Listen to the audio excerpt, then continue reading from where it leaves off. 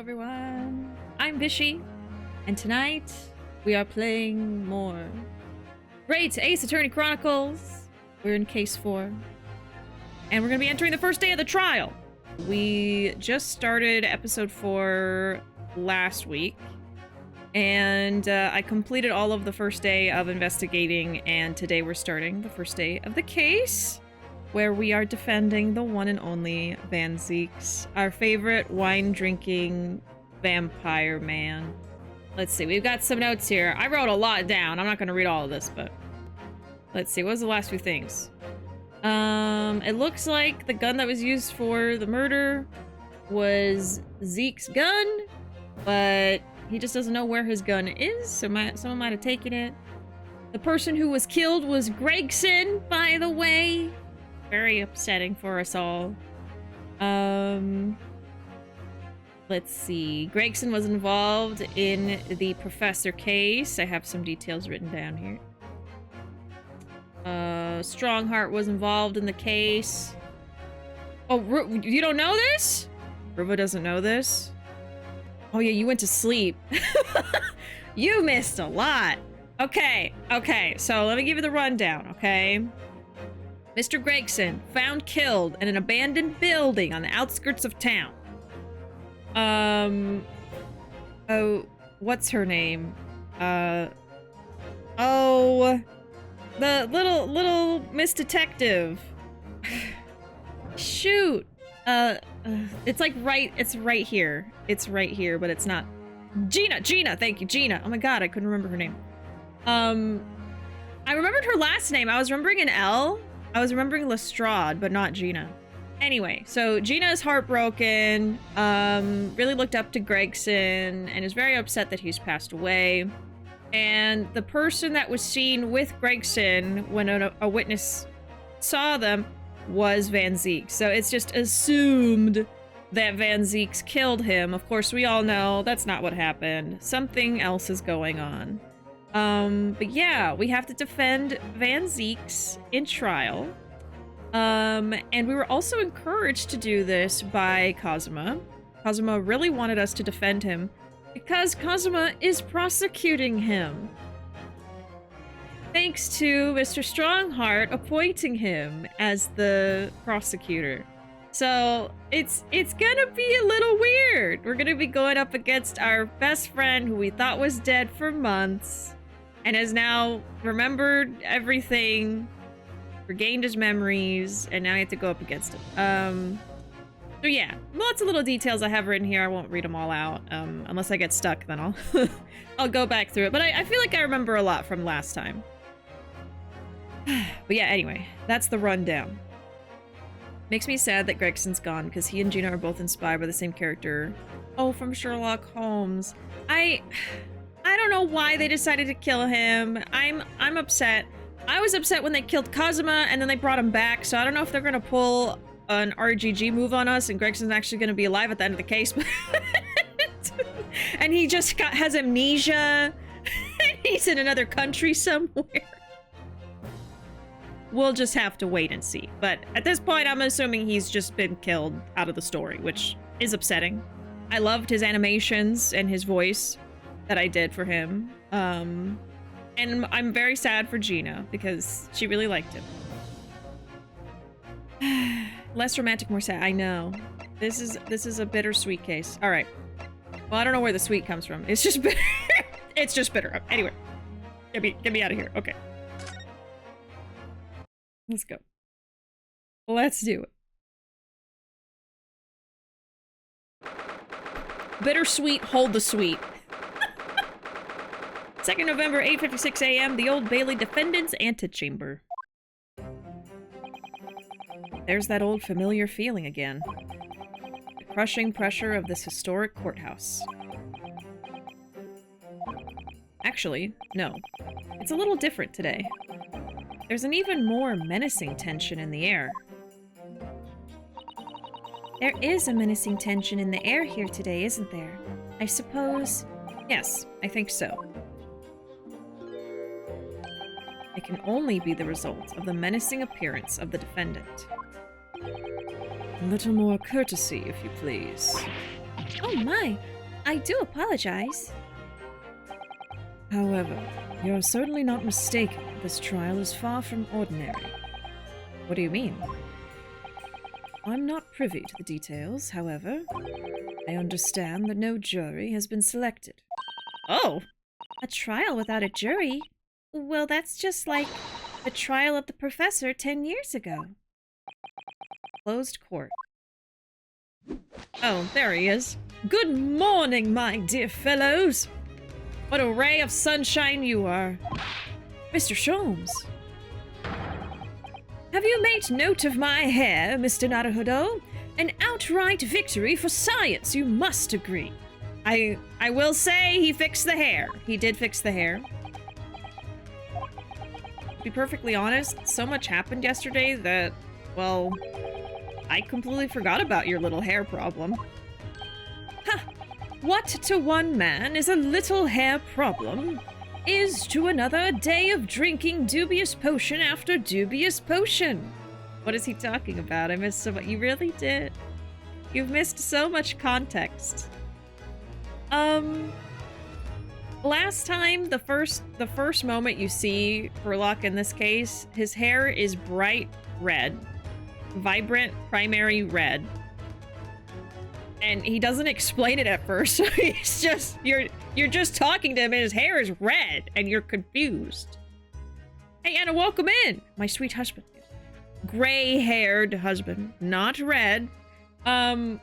It turns out that he dyed his hair red because he wanted to... I wonder if I have something about it. Hold on. I might have something about it. Yeah.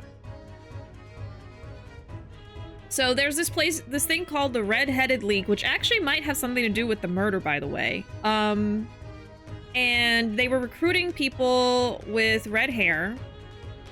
And if you're hired, they'll pay you a lot of money every week. So... Sure, Herlock was like, I need money for rent. I'm gonna dye my hair red and then go get recruited. And they immediately recognized him as Herlock Sholmes when he showed up, so that backfired. And then he tried to fix his hair and it turned blue. So the last time we saw him, his hair was just bright blue. Apparently he's fixed that now, so there you go. There's the short story for you. Yes, he was a redhead and then a blue head. I don't think that's a thing. Oh dear. You have no idea how my stomach ails me this morning. Oh dear. How awful for you.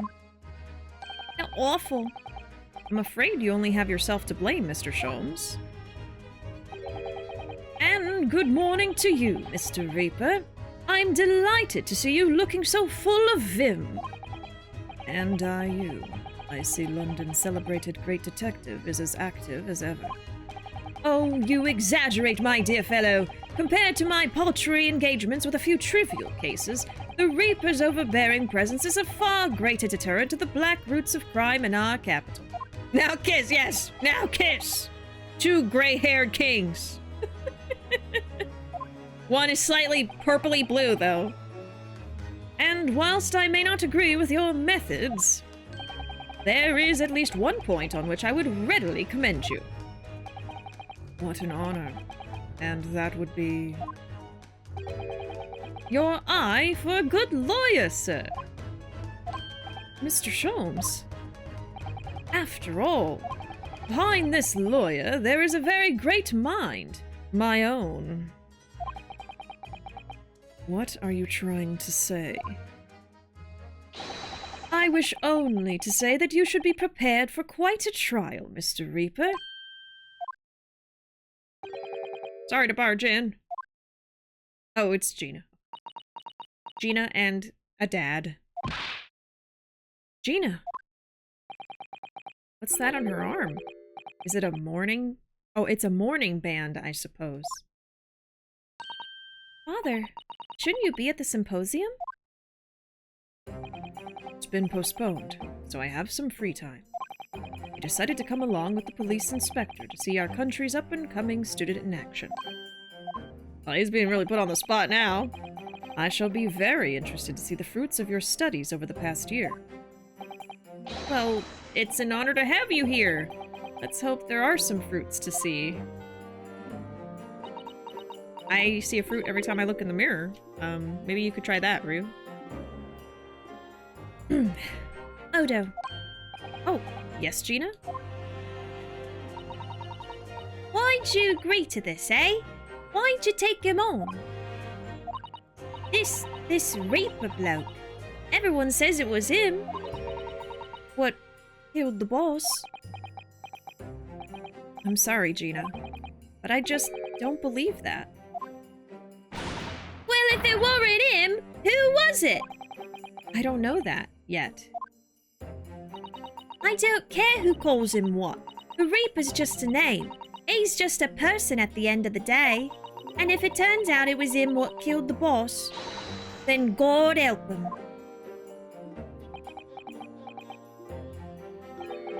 Fiery eyes, indeed. Yes, culprit deserves every ounce of your loathing. Eh? At least, that may be some solace to the deceased. Oh, Gina. Please, Odo. Get whoever did this. For the boss. Oh, Gina. I hate feeling this useless, but there's nothing I can do. So you've got to find who done this and make the wretch pay. Counsel for the defense and the defendant.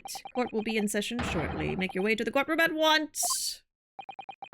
All right, then. Here we go. It's time, Mr. Naruhodo. Lord Van Zieks. To be continued. 10 minutes of gameplay.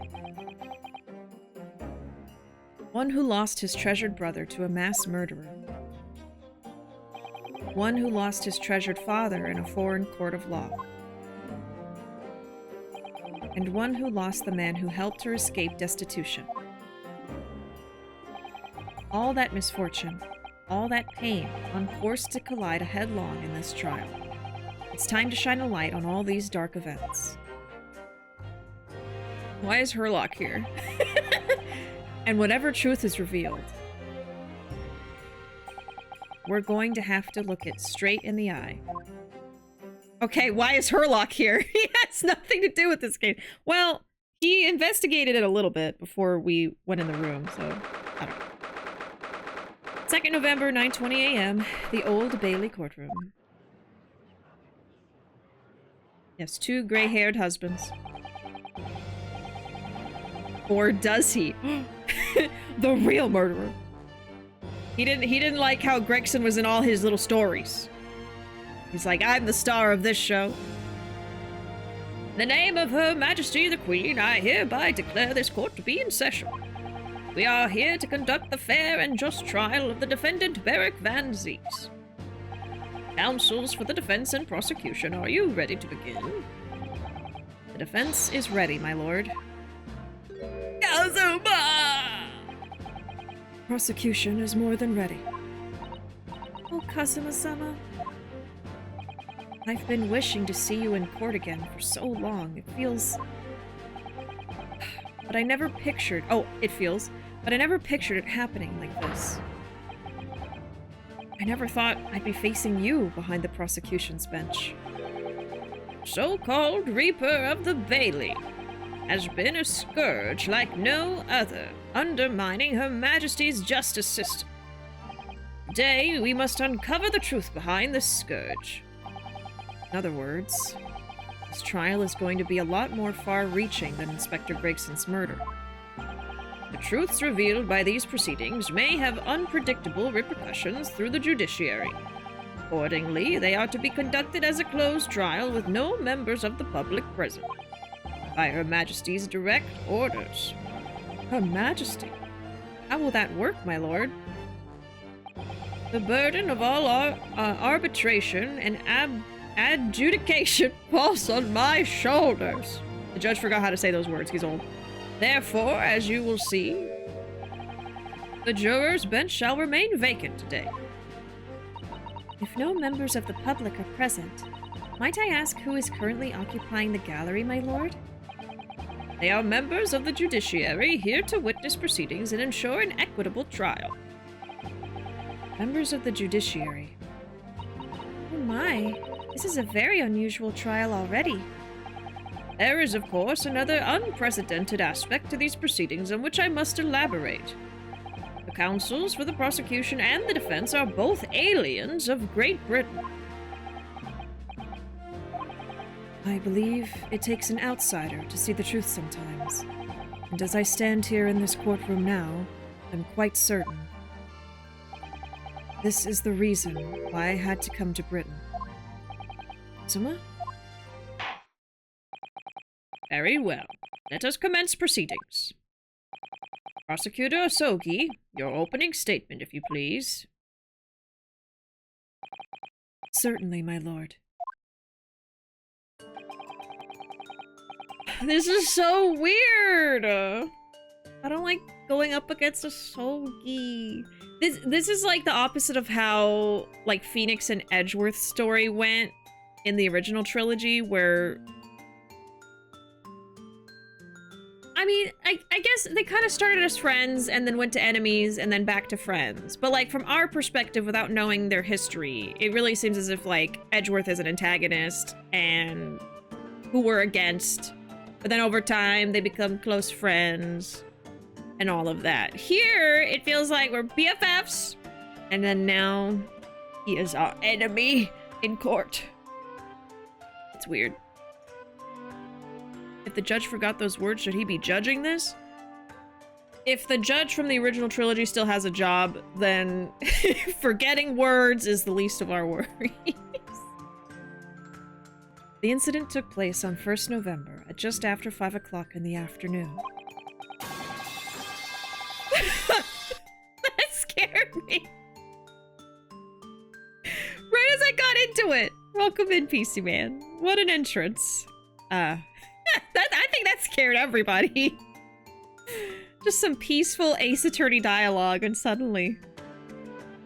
I know I'm supposed to be sad and nervous, but I'm woefully distracted by how well Kazuma looks. You know, I was thinking it, but I wasn't gonna say how ripped he looks. He's ripped. How is the shirt, like, hugging the, like, indentation of his bicep, though? Like, this is a leotard. He is wearing a skin-tight, like a superhero. It's hugging everything. Y'all have had that sound effect a while. You know what else you have?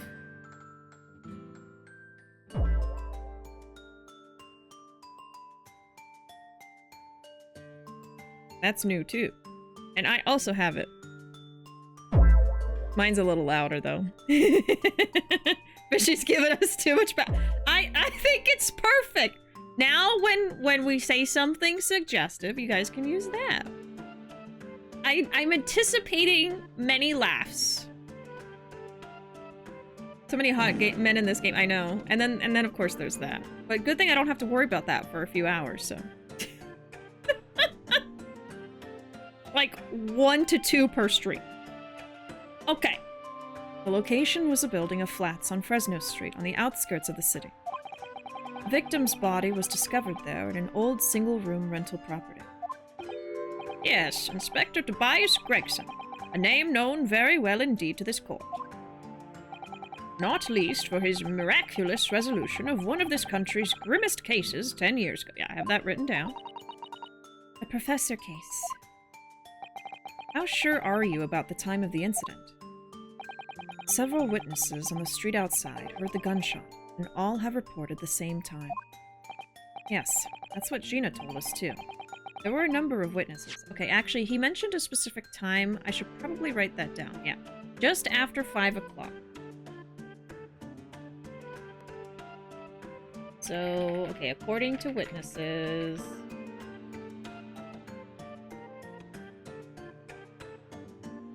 death occurred...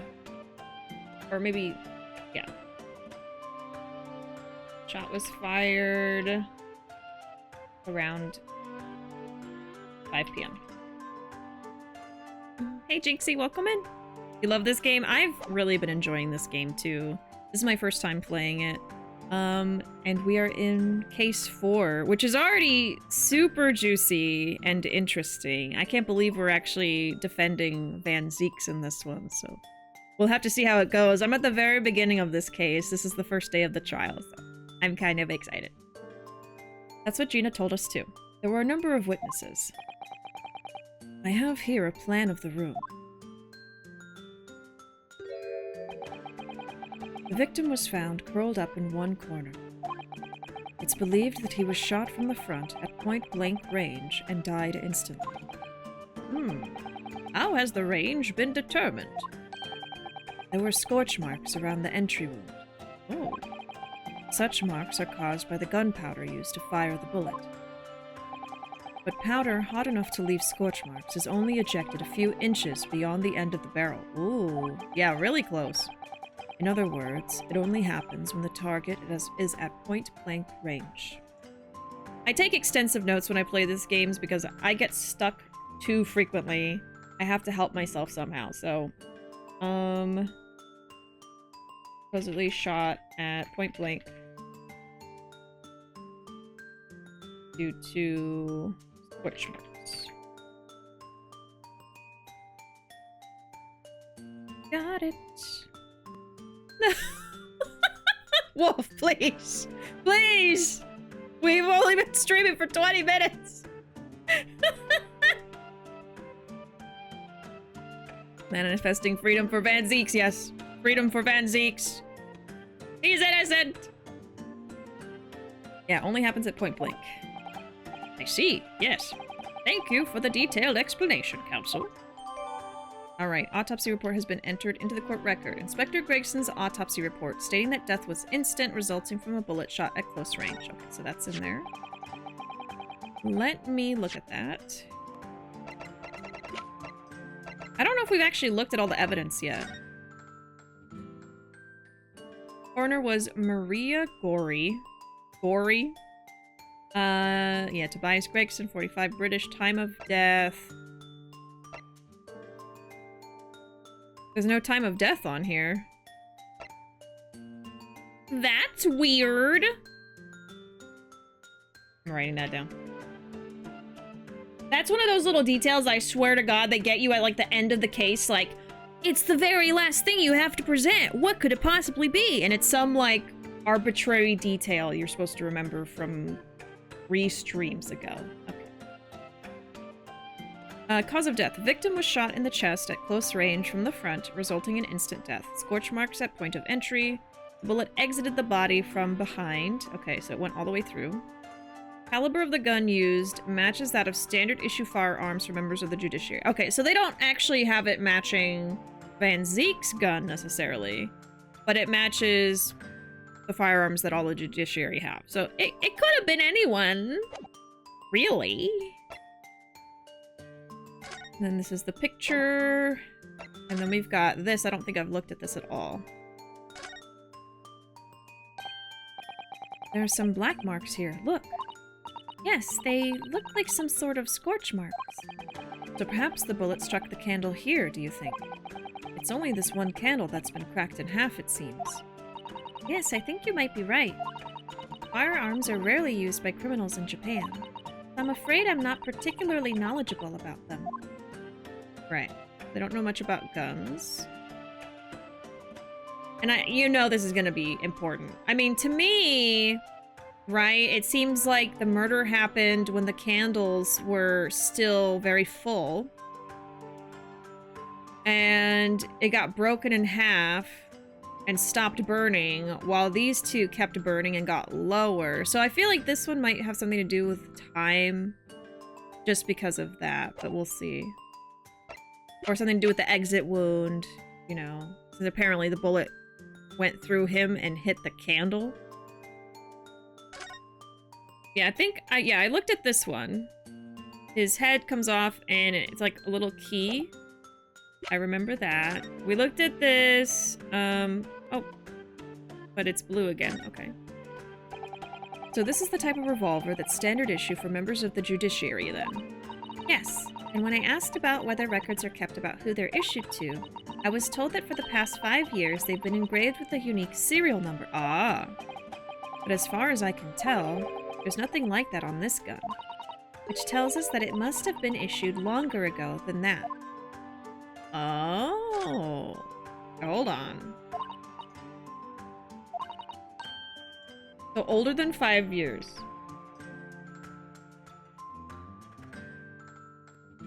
Another little detail.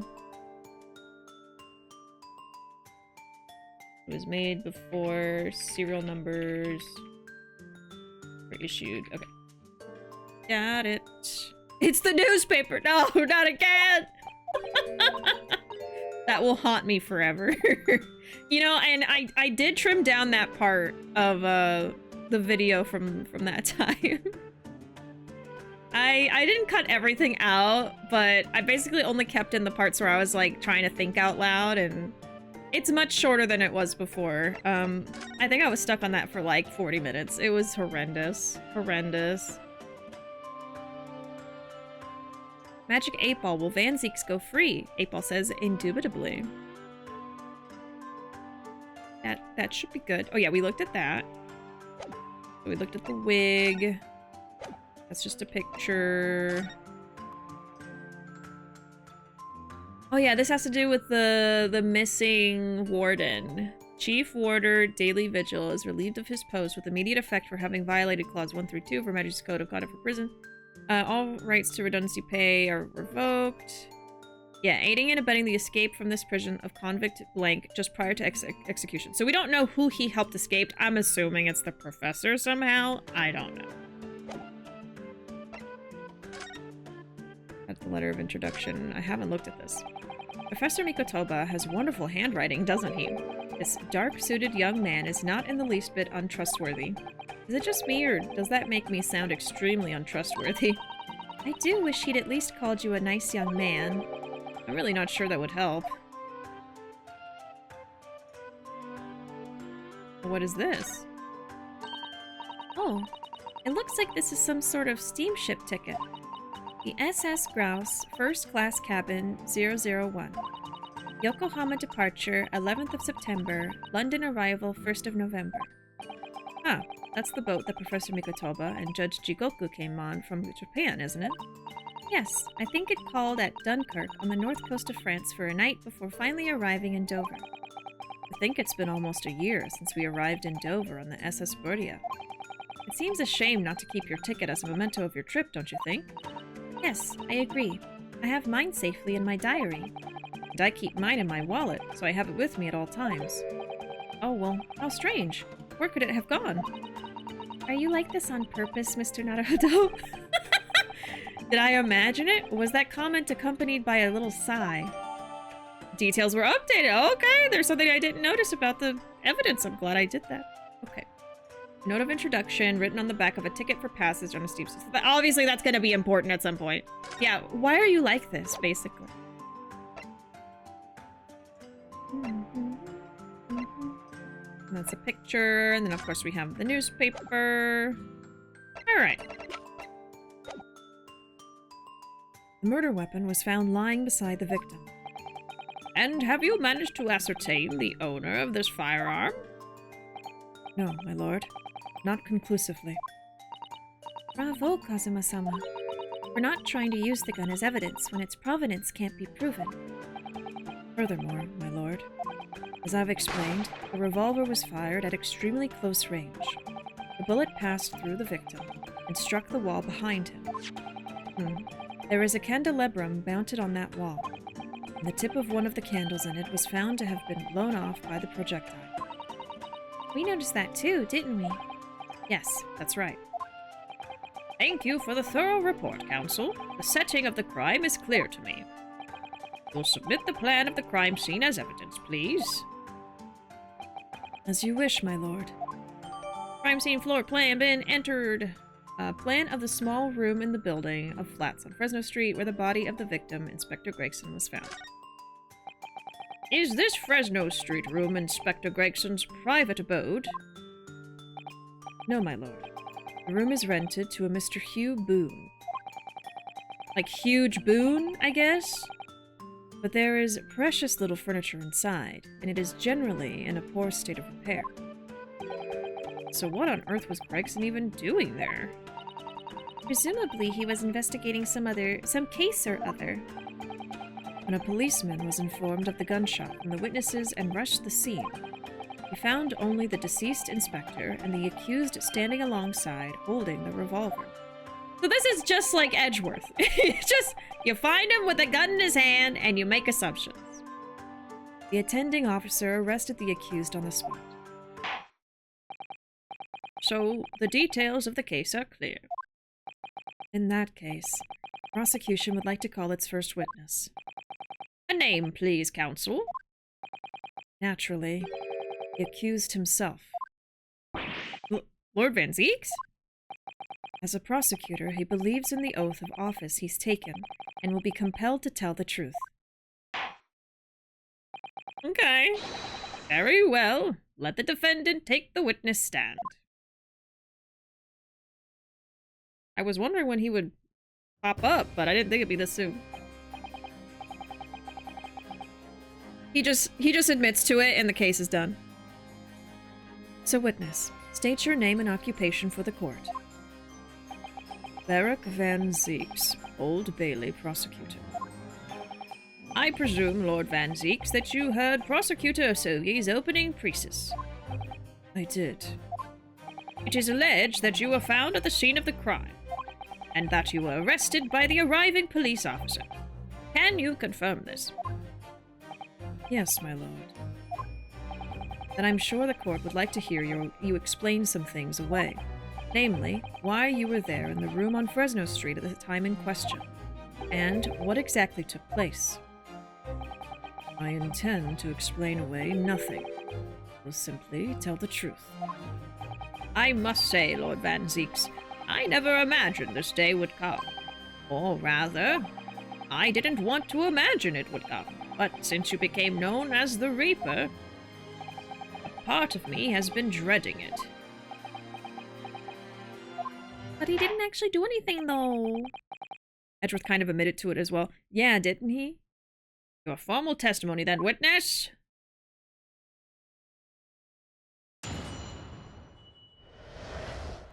The facts of the incident. I was investigating Gregson. My inquiries had led me to that address. When I first entered the room that day, it was dark inside and I saw no one. A moment later, I heard the gunshot. I spun around and saw the revolver on the floor. Just as I picked the firearm up to examine it, the door flew open and I heard a man scream. It was only then that the body of Inspector Gregson appeared before me.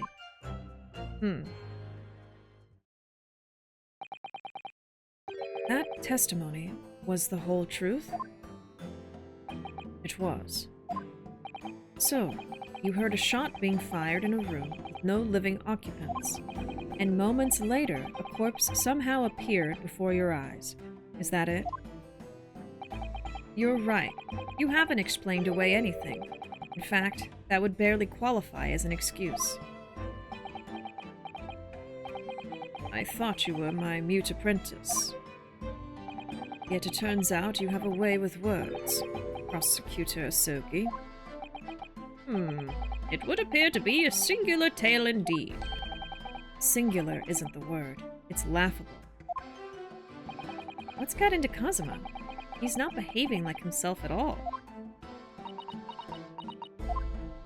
Maybe losing your memory for a year does something to you? Very well, then. Counsel, you may begin your cross-examination. Yes, my lord. My favorite part. All right. I was investigating Gregson, and my inquiries led me to that address. So why are you investigating it? Hold it! You were investigating the inspector? Investigating the investigator? What on earth for? I'm not at liberty to say. Sorry? I'd identified a distinct possibility that Gregson was involved in a case I was investigating. Regrettably, though, he was killed before I could secure the proof I needed. Is the court to understand, then, that on the day in question you followed the victim to the scene? No. I was privy to his movements in advance. How? I stole into his office in the yard and consulted his diary. The address on Fresno Street was noted in the 5 p.m. entry.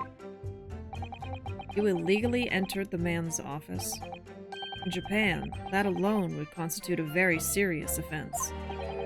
As it does in Great Britain, I assure you. Is that not the case, Lord Van Zieks?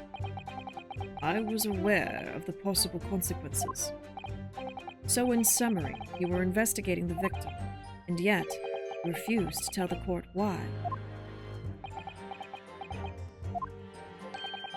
I didn't realize British prosecutors enjoyed such freedom to choose what to divulge under oath. Ugh, why did I ever think I could defend this man? When I first entered the room, it was dark and I saw no one. Hold it! Had you ever been to the address before? No, never. I only learnt of the place as a result of my investigations into Gregson's activities. There was no light inside when I entered, so it was all but impossible to make out anything. But at 5 p.m., the sun would only just have gone down. It would still have been reasonably light outside.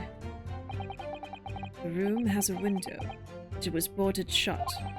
Very little light found its way into the room from outside. It was extremely murky inside. I wouldn't have noticed if the victim was already lying on the floor. There was no artificial light in the room, you say? You're quite sure? I'm quite sure that the part of the room where the body was found was very dark.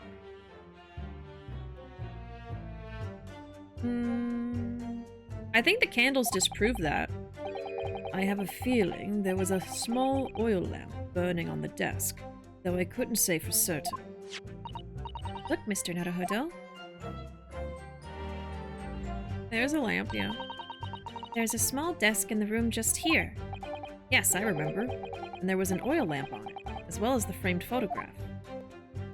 Framed photograph. Give him a break, he's nervous. Well, I don't think he's ever stood there before, so he very well could be nervous. Look at my client, man. He's going to jail. He just looks too evil.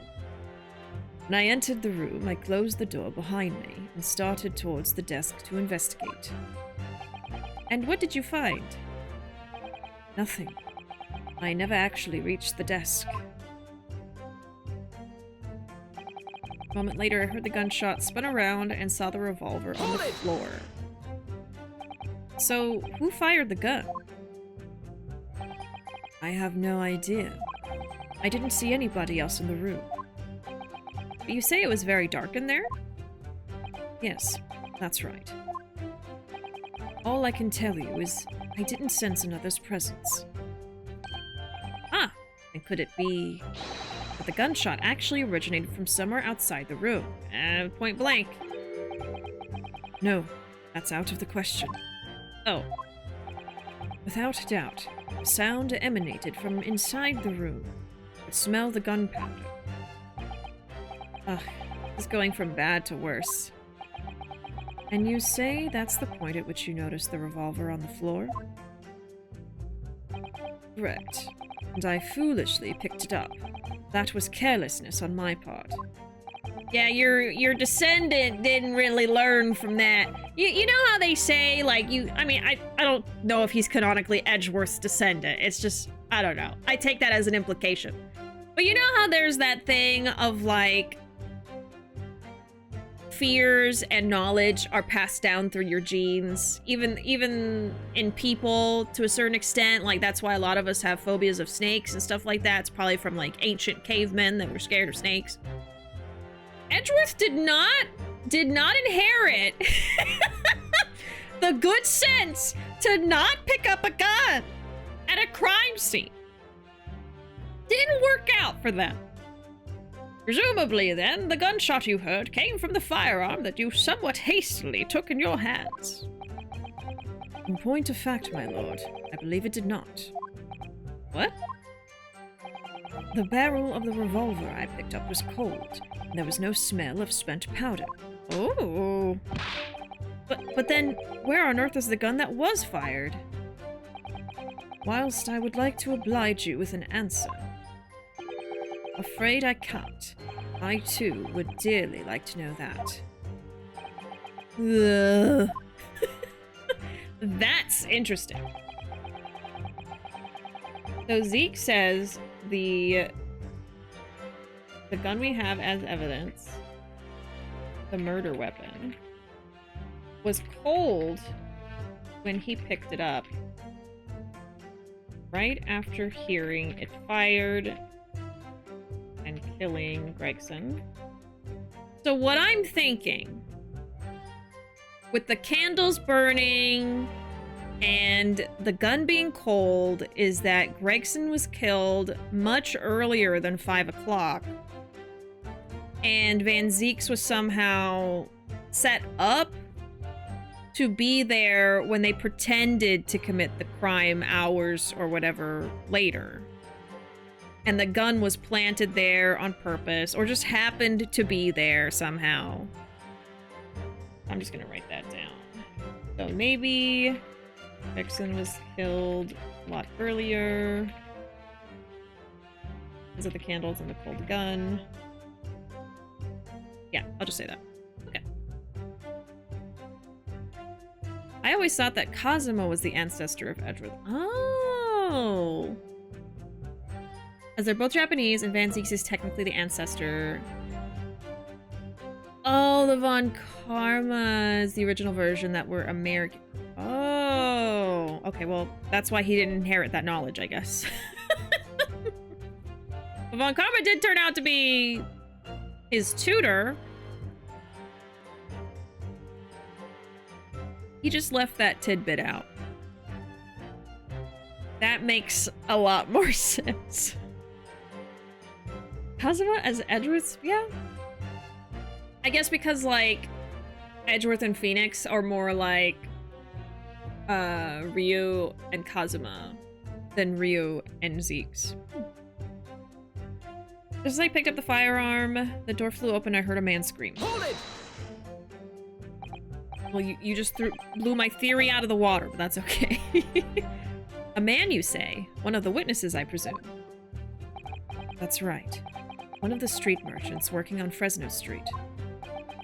Who are these merchants? A number of them had set up their stalls directly beneath the boarded window of the crime scene. A match seller, a newsmonger, and a peddler.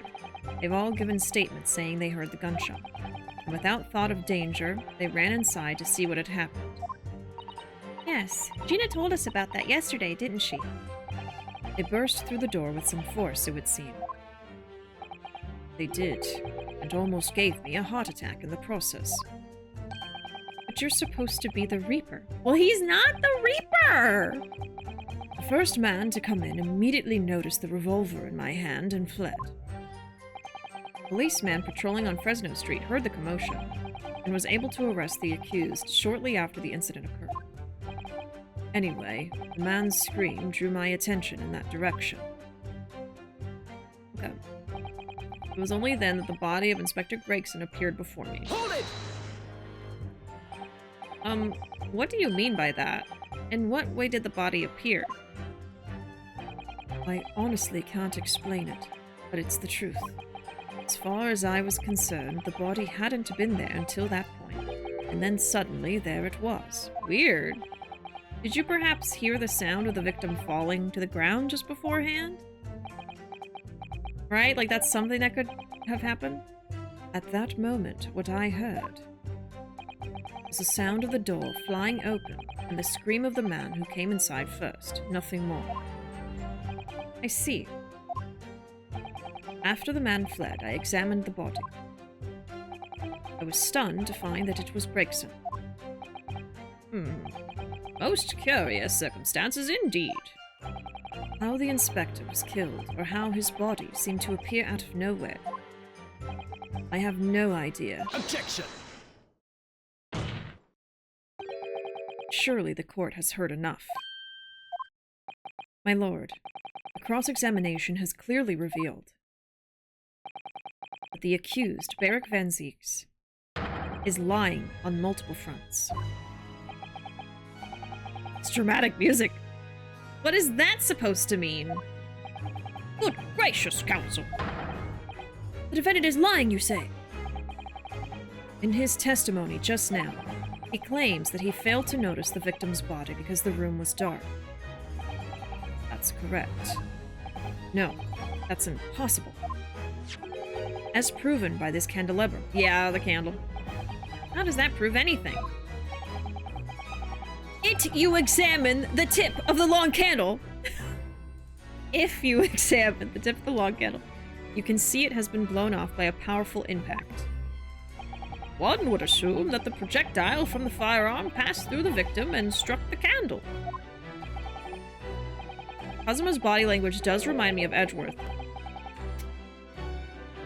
A little bit. A little bit. I'm gonna pay more attention. Like the crossing of the arms. Oh. Problem comes when you consider the other two candles, which are clearly of a different length. Yes, I can see that only the candle that appears to have been struck by the bullet is long. We could reasonably expect someone to have lit all three candles together, which begs the question of why only one has ended up longer than the others. Yeah, he's exactly saying what I thought. That must be because that particular candle was extinguished when the others were still burning. Ah. That's right. When the candle was hit by the bullet, it obviously went out. But the other two candles would still have been burning. So the fact is, the victim's body would have been illuminated by the light still thrown by the candelabrum. And the accused's claim that he couldn't see the body clearly contradicts those facts. And now to the next law. There's more? The accused also claims never to have visited the scene of the crime before. That's the truth. In that almost empty room, the police discovered something very unusual. A board covered from top to bottom in police documents and newspaper cuttings. Yes, that's right. We saw it too. It goes without saying that the contents of the police documents cannot be divulged. However, they included a number of reports from various historical cases, the oldest of which was from 10 years ago. 10 years ago? This is starting to sound familiar. And there is a common thread linking all of the documents on that board. Indeed. What is this common thread, counsel? They all relate to cases prosecuted in court by Barrick Van Zieks. That doesn't prove anything. That's circumstantial evidence. Objection! Objection! All of them? And furthermore, all those cases are ones in which the defendant was acquitted. Good lord! So it'd be all of the cases where the Reaper went and killed the person that was acquitted. But maybe Gregson was investigating the Reaper. It doesn't prove that Van Zieks was in that room before. Good lord! Interestingly, none of those defendants are alive today, because all of them have been sent to their graves by the Reaper. Oh no. In short, that dingy little room is the Reaper's secret hideout and his base of operations. Maybe Gregson was the Reaper. We don't know. The Reaper's hideout? And yet, the Reaper would claim never to have been to his own secret hideout. It's not confirmed that he's the Reaper! No one would believe that. No. The truth is, we've been looking at this backwards. Backwards? Explain, counsel. Inspector Gregson was investigating the identity of the Reaper. Oh yeah, doesn't Edgeworth do that same thing? Oh my god. When he discovered the location of the man's secret hideout, he was killed. As I'm sure everyone can imagine, by the Reaper's hand. What? Van Zieks is standing very pretty, though. Order! Very well. I hereby state the current opinion of the court. Barrick Van Zieks is an outstanding prosecutor who has rendered great service to his country. However, it is with deep regret I must concur with Prosecutor Sogi's contention that the defendant's testimony exhibits a number of stark inconsistencies with the known facts. All I have done is state the truth as I know it. Kazuma's done a brilliant job as ever. He's drawing on his experience as a defense attorney to build his prosecution case, and it's formidable. Yeah, because he's like, he pulled out the candles, and I was like, I thought I was gonna pull out the candles. Counsel, you will submit the board that you just showed the court as evidence. I believe it to be fundamental in establishing the facts surrounding the Reaper's existence. Thank you, my lord. Notice board has been entered. A freestanding notice board completely covered in notes and articles relating to the victims of the Reaper of the Bailey. Okay.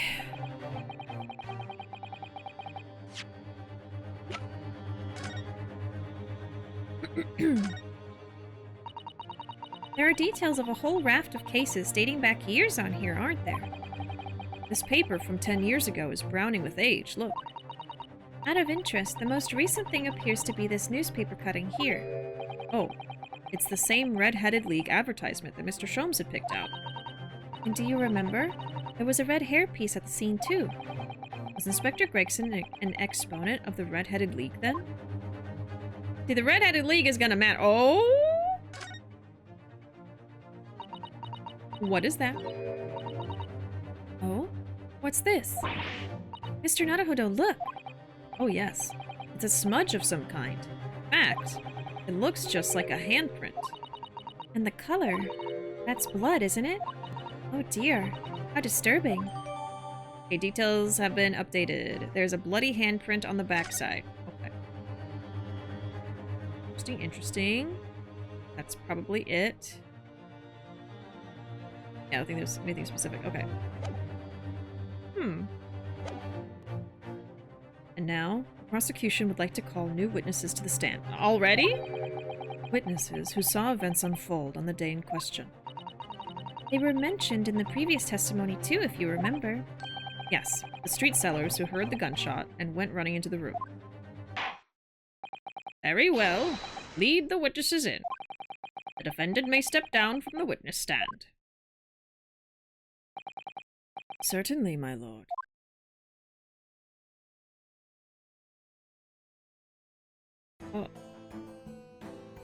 Oh, you again! So, witnesses, state your names and occupations for the court. Hello? It's the little old man again, Red Riding Hood, and this guy. What do I make you sound like? Oh. Names? We don't use names. Far too fancy for the likes of us. You're too fancy for names? I mean, names are too fancy for you? I don't know. Oh, his lips. We're just free and easy. Sell what we like, live where we want to live. I give them all a vacant stare as they walk down Fresno and spin a few words into a verse for them. Would I be right in assuming that all three of you make your living— Why am I changing the judge's voice? There's too many voices going on. Welcome in, Panda. Huckleberry Finn. Beppo lost his job! No, Beppo! I thought his name sounded something like that. Would I be right in assuming that all three of you— What is going on? I'm the judge. Hello, I'm the judge. Would I be right in assuming that all three of you make your living by selling wares on the street? There we go. He has some kind of mark around his neck. Everyone calls me Gossip. I sell jaunty little tidbits to passers-by, you know. This is not a good day. Jaunty little tidbits. Wait, I'm sorry, did he say tidbits?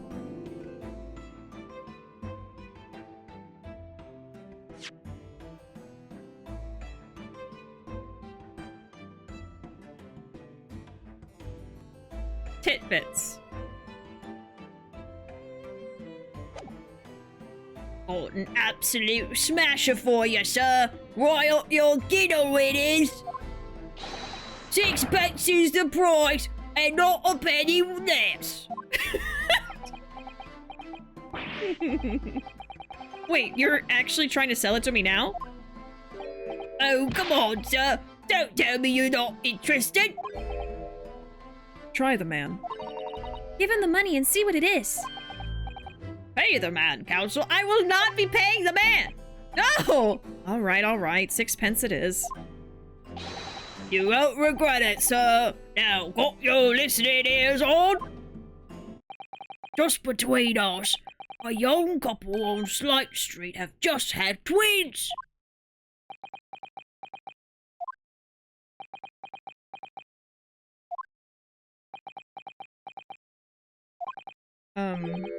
Is that it? No, that's not it. It's gossip, isn't it? It wants to spread. But that bit's up to you and your mouth, of course. I've got more, you know. Want another juicy one? 6 pence a piece it is, if you're curious. I am curious, yes, about what's going on just under that fat bottom lip of yours.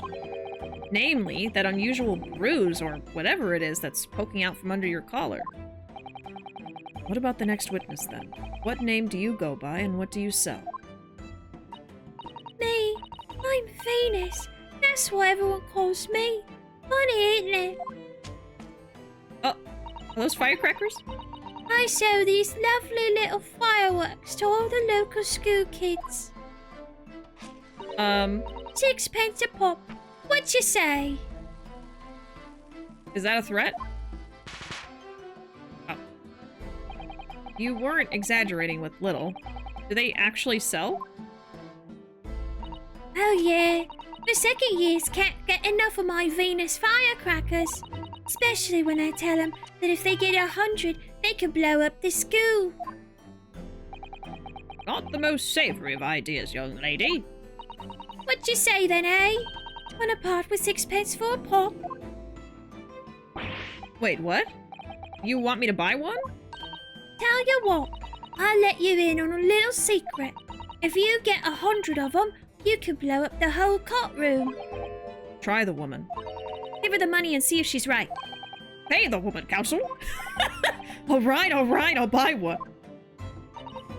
Lovely stuff. Right then, this is something a bit extra, just for you. The Venus special, only 600 pence. 600? Those are big. It's 100 of my regular fireworks. Nothing little about that, is there? And there'd be nothing little about the punishment if I blew up the Old Bailey either. Venus Firecracker's been entered into the court record. Okay. Venus Special's firecracker consisting of 100 smaller fireworks at 6 pence each. What sort of bang could it make? One that sounds like a gunshot. Maybe. La la la la la la.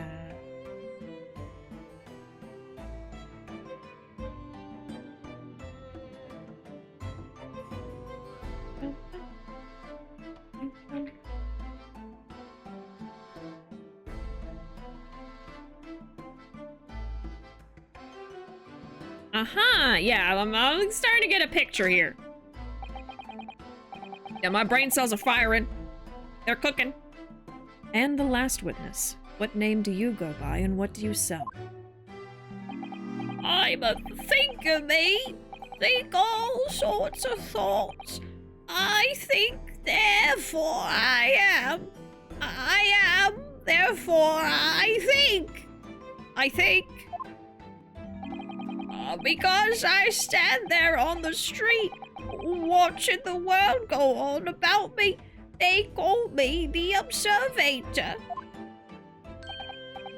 Get out of it, old man! What was that? What was that? Everyone calls you Sandwich, and you know it.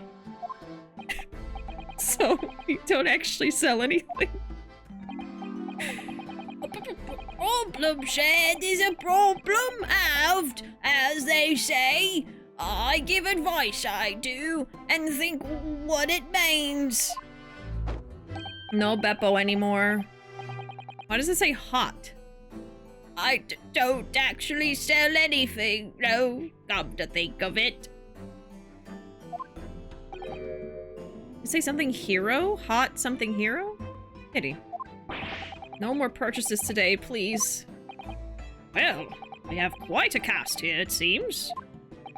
They conduct their business on Fresno Street from morning until night, my lord, and always in the same place, directly adjacent to the crime scene. I see. And thus they heard the gunshot, I suppose. Not only that, but they very bravely ran inside to see what was going on and witness the crime. Yeah, so brave. Well, I'll be begging, I thought, just between us. Venus de Milo, what am I to do? What a terrible thing I saw. What I think is, if all what we see is light and shadow, playing with our eyes, is any of it real? Very well. The court will hear the formal testimony of these 3 witnesses now. You will describe in detail what you witnessed and heard at the time of the incident.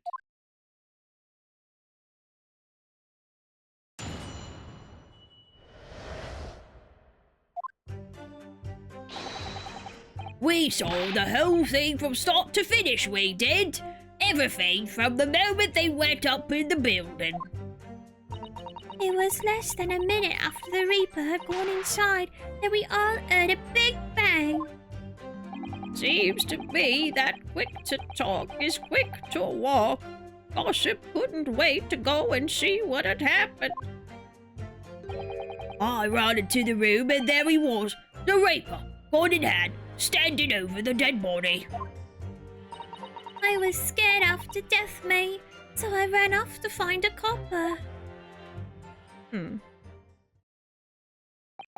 If these witnesses were there the whole day and saw everything, who did they see going inside the building? Only the victim, Inspector Gregson, and the accused, Barrick Van Zieks. I've seen pictures of that Reaper in the paper. I know what he looks like. And just between us, folk love stories like this. I've made myself a tidy some already. But wait, the room was just one of several flats in the building. Someone from another flat could have done it. All those flats on Fresno Street are unoccupied. Of course they are. They're small, damp, dirty, and expensive to boot. The room in which the inspector was found is the only property in the building that's currently leased. And we know the leaseholder's name, don't we? It's Hugh Boone. Testimony the court has just heard would appear to leave little room for doubt. It's becoming increasingly difficult to see how anyone other than the defendant would have committed the crime. No! Thank you for your candor, my lord. Counsel for the defense, you may proceed to cross-examine the witnesses. Yes, my lord. In a closed court like this, without a jury, the judge is the only person whose opinion matters. I have to break down this testimony, somehow. Okay. I want to know what's going on with that mark on his neck. Alright. Let's see. Saw the whole thing from start to finish. Everything from the moment they went in the building. Hold it! When you say they, who do you mean? Inspector Gregson and the defendant, Lord Van Zieks? I suppose so. Likes of us don't know the names of the high and mighty. But I'll tell you one thing. It was the old Reaper that went in last, that's for sure and certain. Just behind Inspector Gregson? Did they arrive at the same time as each other? No, not at all. First fellow must have gone inside a good 15 minutes before we heard that gunshot. The victim arrived 15 minutes before. Are you sure about that? Am I sure? Am I sure?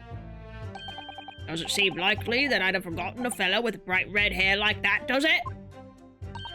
Yeah, his hair really were red, weren't it? Redder than my flaming fireworks, even. That fiery red mop still burnt on the inside of my eyelids, it is. Wait a minute. You're saying the man was a redhead? Weren't you listening, chump? Aye, he was a redhead, and he had a big trunk with him as well. But Inspector Gregson hair isn't red. Not by any stretch of the imagination. It seems likely the person you saw wasn't in fact Inspector Gregson at all, but some other third party. No, I hate to break it to you. The witnesses are correct. Yeah, it's because of the wig. What? Just have a look at this photograph of the victim taken at the scene.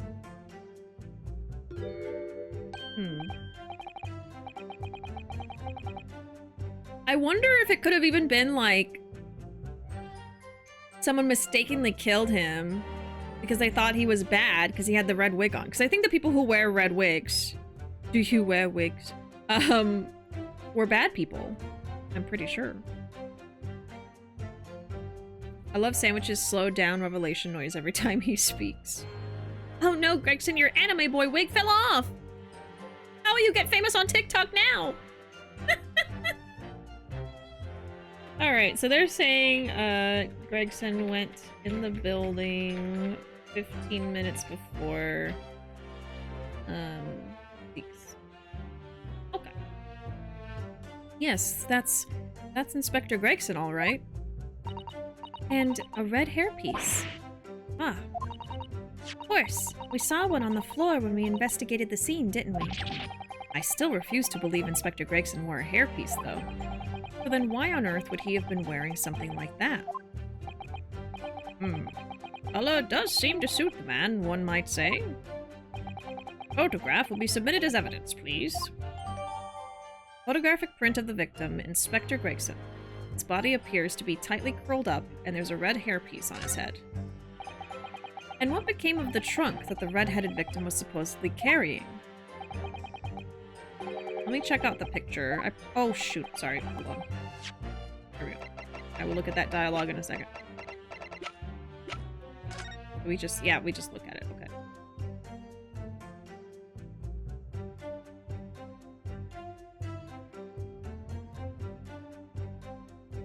I'm just seeing if there's anything weird.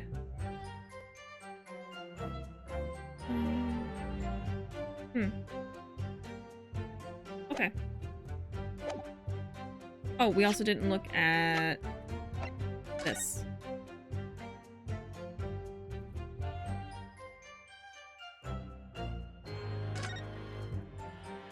It's just wine! Yeah. Have you had an idea, Mr. Naruhodo? You're staring at the end of the string of fireworks. Sorry, it's just that it's the Venus special. I was wondering what 600 pence worth of fireworks would sound like. Shall we find out? What? But she said it could blow up the courtroom. Bang! Alright, that was a fairly sizable bang. My ears are still ringing, Mr. Naruhodo. It sounded almost exactly like... Uh-huh. It goes off like a gunshot. Yup. That's what I thought. Alright. Let's see. He said... Oh, I forgot. Oh, okay. Oh, okay, yeah.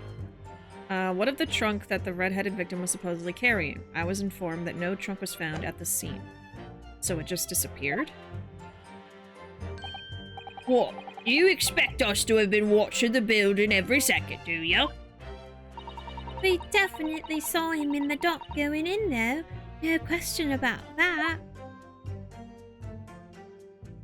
It was less than a minute after the Reaper had gone inside that we all heard a big bang. So supposedly Gregson was in there for like 15 minutes, and the bang went off right after he went in.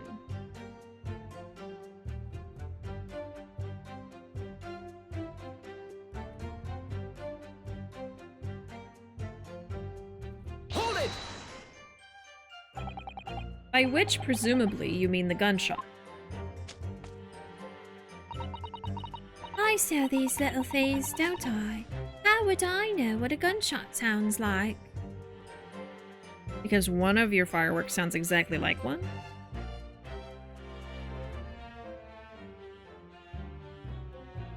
No, it's grape juice. It's the dye from the wig leaking out. Oh no. How would I know what a gunshot sounds like?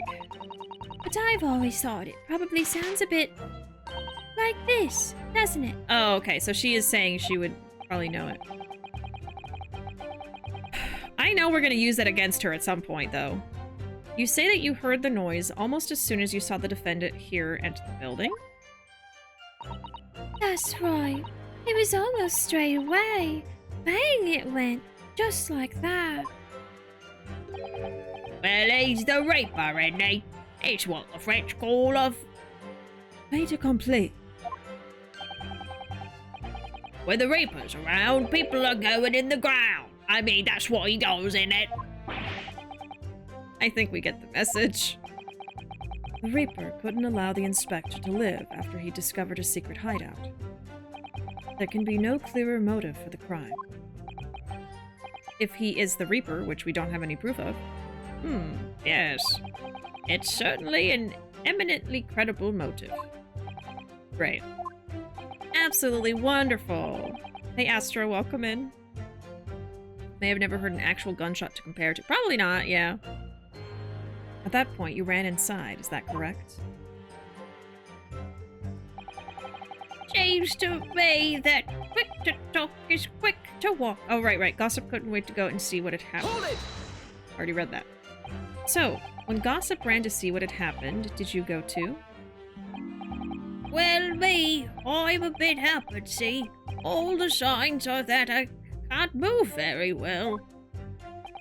You were way behind, presumably, with that sandwich board around your neck and that big sign in your hand.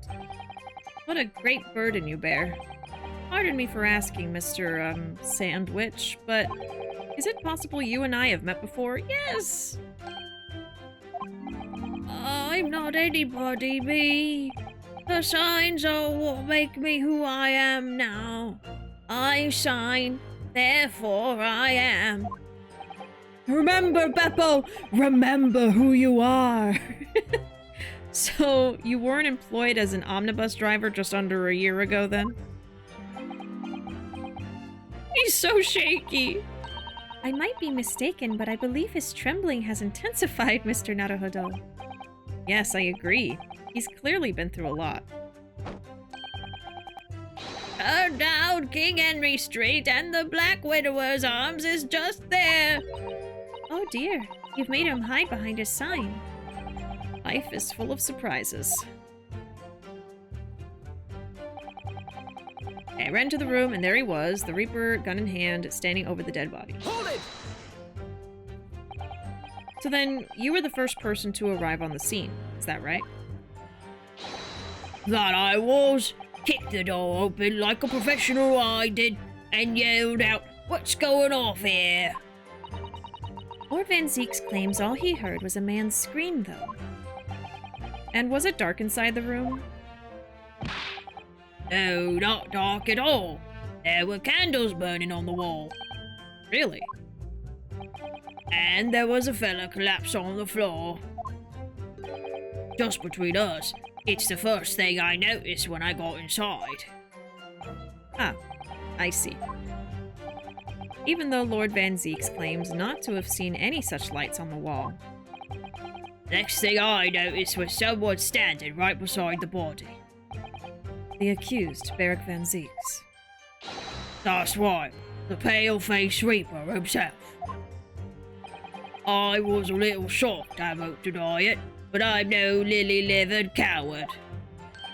I stood my ground and gave that Reaper a cold hard stare myself. No, I think you screamed. Excuse me.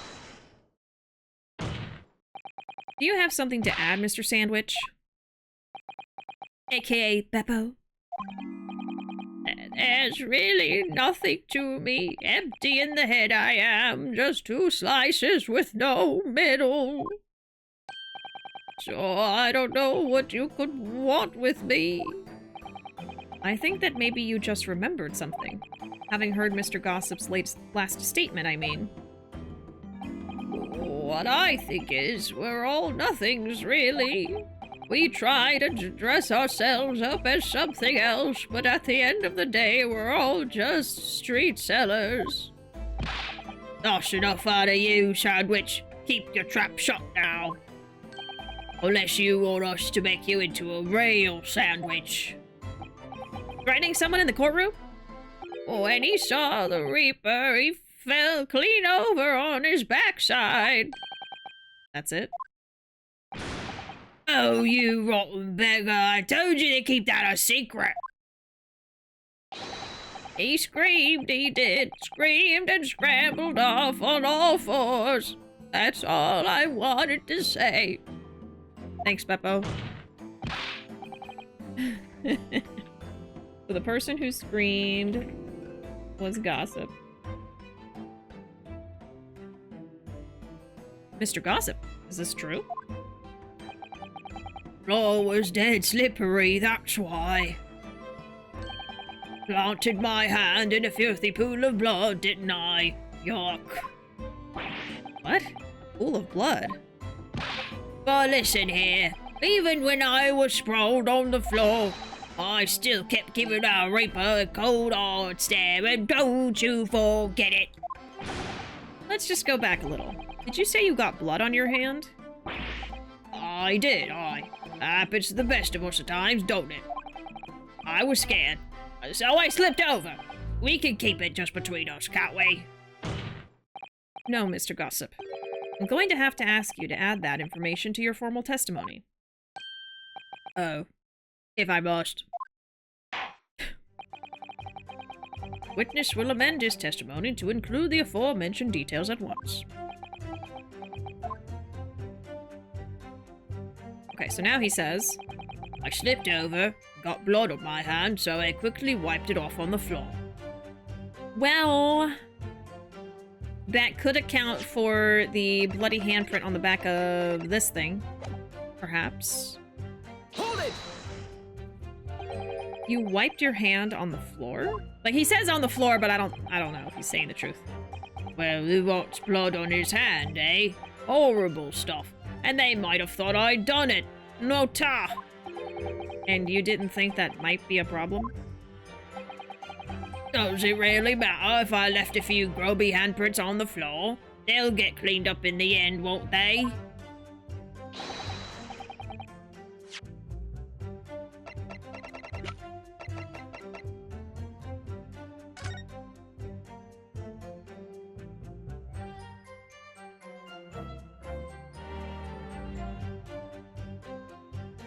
Could this have been the floor?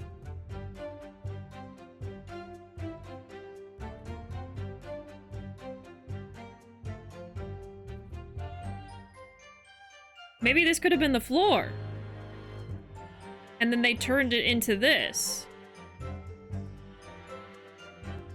I don't know. I don't know. Okay. Don't make such a fuss. That's the message from all of us. Something wrong, Counsel? No, my lord. I didn't remember anything in the report about a bloody handprint on the floor, that's all. So he's either lying about he left it on the floor, or maybe those boards used to be from the floor or something? Don't come at me with all that. You can't intimidate me. I know what I did. I wiped it off on the floor. The blood. I wonder, could that be what happened? Mr. Naruhodo? I don't have all the answers yet, but I think we may have just uncovered a vital clue. Yeah, I think I'm going to respond to it with the bloody handprint, because it's the only one we have, so. Floorboards or wall boards? Which is it? I was scared half to death, so I ran off to find a copper. Hold it! So you didn't run into the room with your friends? I'm not that sort of girl. Sorry? I'm a timid little thing, me. I was too scared to go in there. I'm not like other girls. Right, I see. Oh, Libby and the witch ran in there, and then I heard a sort of old lady scream. Well, that wasn't me, I swear. If I were a gentleman, I'd stake my honor on it. But you're not, so you won't. I wondered what on earth was going on. Which is when you went to find a policeman. And I ran into a copper as soon as I turned the corner. So I brought him straight back to the place. Didn't I do well, eh? Just between us, that copper's eyes nearly popped out of his head when he saw the rape. I've never felt more uncomfortable in all my life. Is he just saying that in general right now? Like, is that part of the testimony? And the defendant was arrested on the spot, I believe. Considering the catalog of killings the Reaper had carried out, it was a particularly inauspicious end. Alright. If I can't find any holes in this testimony, I'm afraid the judge will give a ruling of guilty, Mr. Naruhodo. The truth is, though, their combined testimony is fairly damning. Unfortunately, there don't seem to be any obvious problems with their statements, do there? Still, if Lord Van Zieks really is innocent, I'm almost certain that we'll find something in there that doesn't quite add up. You don't think that one of these three could be the true culprit, do you? I don't know. What I do know is that there's more to this case that has yet to be brought to light. Alright, so it's gonna be, I think, the second to last dialogue. Yeah. Save.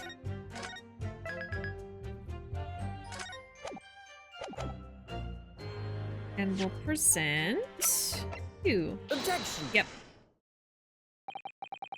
So you wiped off the blood from your hand on the floor of the room.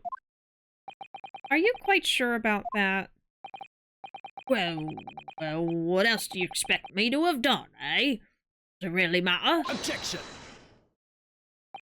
The police found no such handprint on the floor during their investigations.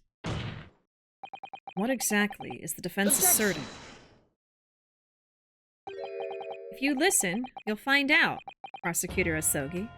don't interrupt me. Certainly, there was no bloody handprint found on the floor. What are you trying to say? There was a handprint in blood left very clearly at the scene. On the back of this notice board.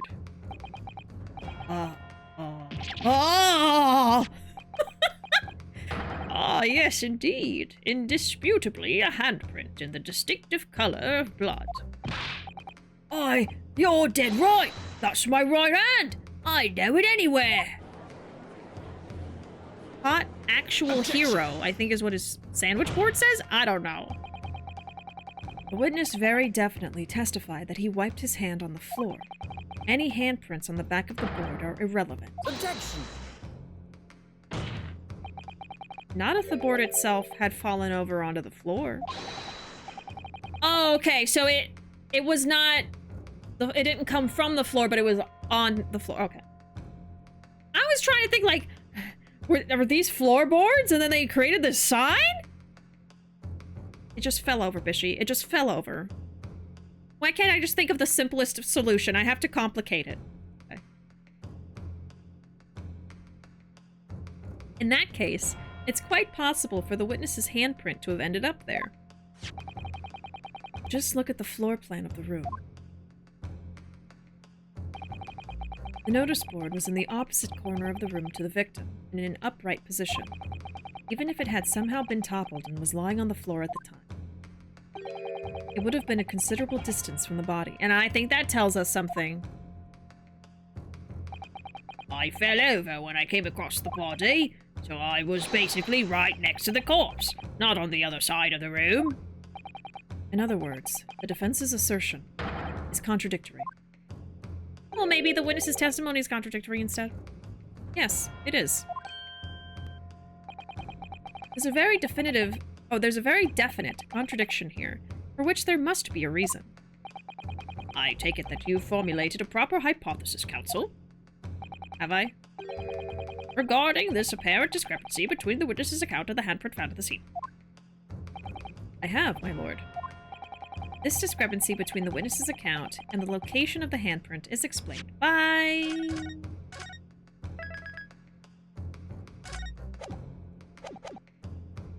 another handprint. The board moving. Or false testimony. What I believe is it's false testimony.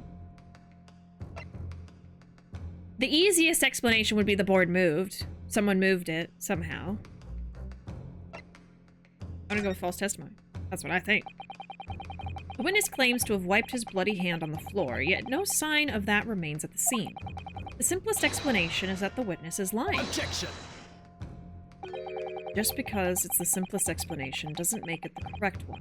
Ryunosuke Naruhodo. Oh, well, full names. Huh. Positing perjury simply because it suits you. You bring shame on your Japanese heritage. Okay, that wasn't it. I would ask you to not oversimplify matters again, counsel. I don't remember fostering that kind of simplistic thinking in you. Since when were you my father? Anyway, I was always taught to consider all possibilities. Then show me. There should be a bloody handprint on the floor. So where did it go? I'm ready to give the proper explanation to the court now, my lord. Oh, really?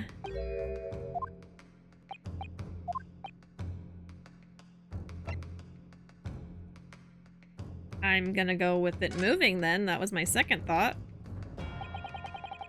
The real contradiction here is the handprint itself, not where it was found.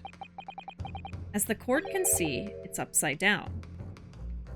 True. Good gracious, so it is. If the witness had put his hand against the board, the finger should be pointing upwards. What does that tell us? It tells one simple fact. When this handprint was made, the board must have been lying on the floor as I previously suggested, which means that after the incident, it must have been moved. So someone messed with the crime scene. What?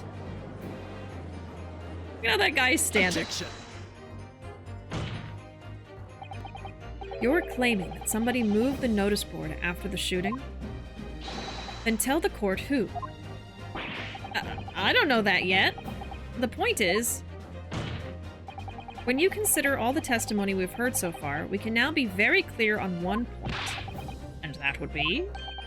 The position of the notice board at the time of the incident, my lord. So, counsel, I must ask you to clarify your assertion for the court.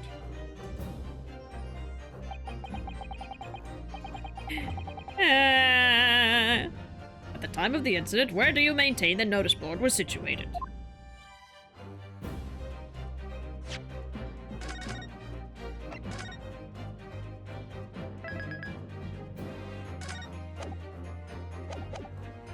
I want to say, like, right here?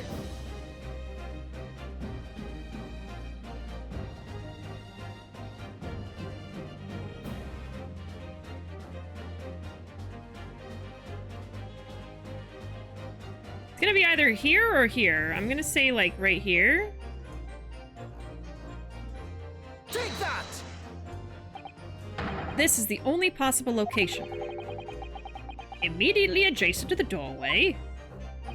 If the court would think back to the testimony given by the defendant earlier, he said that when he entered the room, it was dark, and he couldn't see the body.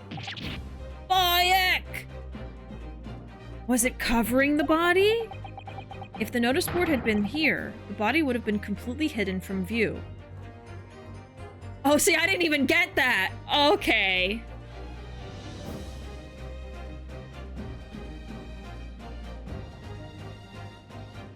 So someone put it right behind the door. So when you walk in the room, you don't see the body at all, even with the candle. And then they probably orchestrated the gunshot and then ran up the stairs, opened the door, and screamed, and then that's when he finally turned around and had eyesight on the body. And then at some point, I guess, maybe before or after that specific moment, they moved the sign. Okay. Well, I'm so glad it took that. I put it right next to the body, and it was like, oh, behind the door? Is that what you meant? Yeah, totally. That's totally what I meant. Oh. If the board had been here, the body would have been hidden from view. And the light from the candles would have been blocked, making the room appear darker. Objection! The accused also claims the victim's body simply appeared before him. That's true. Or, in his precise words, Just as I picked the firearm up to examine it, the door flew open and I heard a man scream. It was only then that the body of Inspector Gregson appeared before me. Yeah, the gun was supposed to be right next to the body, so... Don't know about calling it a scream, but he was talking about me and no mistake. 'Cause it was me that kicked the door open. If you look again at the floor plan, consider what would happen if the door to the room was thrown open with force. That can't... The door struck the notice board, knocking it over and making the victim's body visible. Good gracious! My client has told nothing but the truth. He has simply described what he saw. Ugh. Well, we're making progress, and that's a good thing. Order! Counsel, how has this not come to light before now? After the incident, somebody must have righted the board and moved it into the position where the police, myself, and my colleague saw it when investigating the room.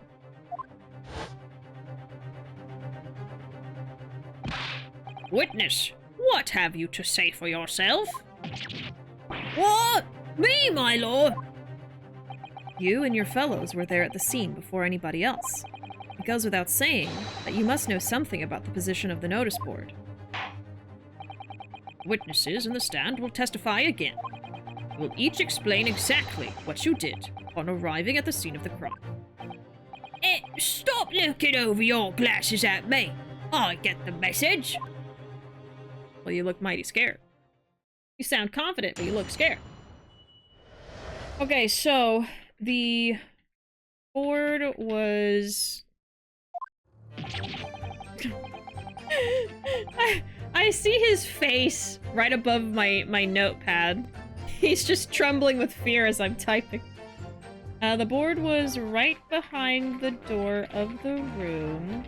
So Zieks walked in and didn't see the body even with the candlelight.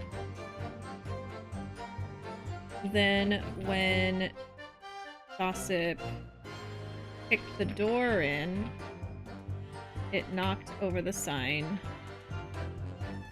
making the body visible.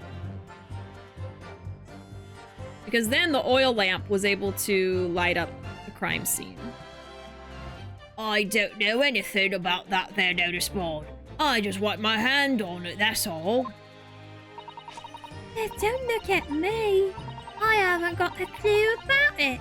I was just doing business with some second years at the time. I don't know anything about anything. I'm just a bystander, me. Just a sign at the crossroads of life. It was that Reaper, I bet. He's got a face that screams bored. I can't see how this changes anything anyway. The detective still died when we heard the gunshot. That was a short one. Okay. Good night, Ruuuvo. I'll see you later. So none of you can elaborate further. Shaken by the crime they witnessed, and with only the light of a few candles and an oil lamp by which to see. We can't expect these witnesses to be able to give a more precise account of what happened. That's right, yeah. It don't pay to expect too much. It's man's endless quest for knowledge that's destroying the world. That's what I think. Do you? Really? In any case, as this testimony shows, even if the notice board was moved by somebody following the incident, it makes no difference. I mean, it could be that they set up the crime scene. When the gunshot rang out, the accused was the only person at the scene. In short, the only person who possibly could have committed this crime is Beric van Zieks. None of this wrangling over the board changes that simple fact. Quite so, quite so. The defense still wished to cross-examine the witnesses despite the circumstances. Most certainly, my lord. Very well. Then you may proceed, counsel. Okay. Hey, Alfred, welcome in. How you doing today? Happy Thursday, everybody. Happy almost Friday. I don't know what's going on, but media taught me if you're wearing white, you're the good guy. So I'm with Kazuma. Wow. That's what they want you to think. That's what they want you to think. Alfred? Do you want to think what they want you to think? Or do you want to think for yourself?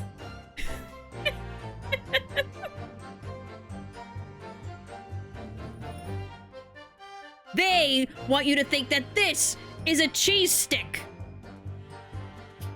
It's not. Hey, broski, welcome in. Hate his lips so much. It's very jiggly. I don't want to think I am the tired Eepy. Yeah, you know what? That's valid.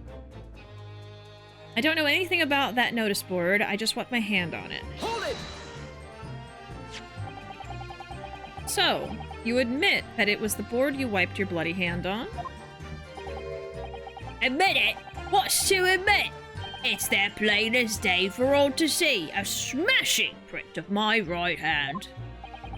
Perhaps you wanted to hide that handprint. So you righted the notice board and pushed it into the corner, did you? No. Imagine the weight of that great lump. Do I look like a powerful and well-nurtured man? I don't know, you kicked the door in just fine.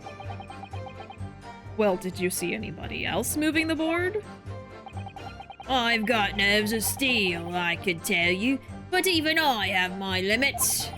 There was a body on the floor in front of me, and the Grim Reaper himself standing over it. And there was precious little light inside either. My bottom lip was all a quiver. I think it's a quiver 24/7, sir. To the point where you're like every 5 seconds. In other words, this witness is unable to give definite testimony on that point.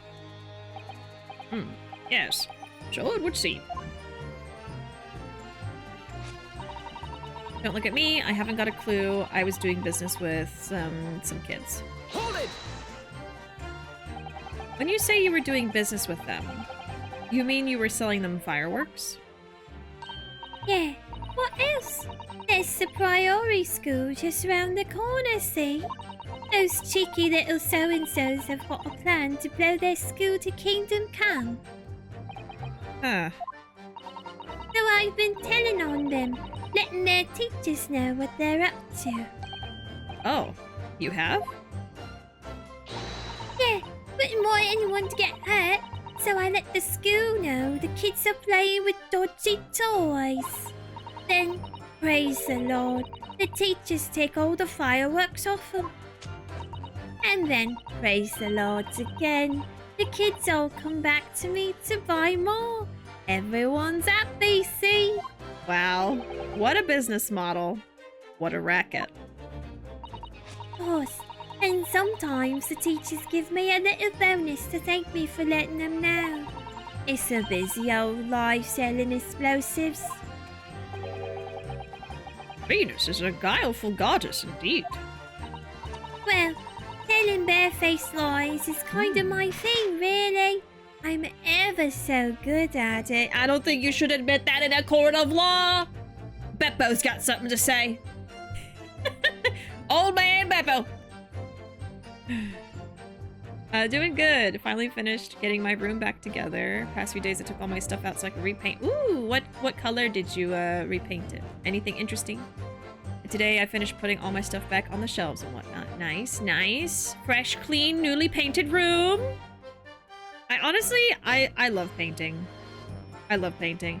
Painting a whole house? Like what we did when we moved in, wasn't it? You get tired real fast, but hey, painting one room? That sounds fun to me. Honestly. Beppo the MVP. Excuse me. Something wrong, Mr. Sandwich? If I said it was, could we just leave it at that? Would that be the end of it? No. Did Miss Venus's statement just now bring something to mind, perhaps? Philosophical thoughts. Deep philosophical thoughts. Hmm? Let's say there was a great liar, and that great liar said, without batting an eye, telling barefaced lies is kind of my thing. I'm ever so good at it. Oh, this is gonna be one of those, one of us always lies and one of us always tells the truth. Would those words of hers be a lie too? Or the truth? In which case she's not a liar. Oh, it's a hellish paradox, that one, don't you think? I'm not entirely sure, to be honest. But it seems to me you're suggesting Miss Venus has been lying. Are you?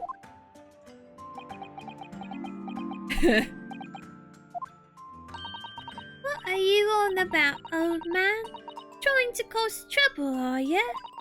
Keep on like that.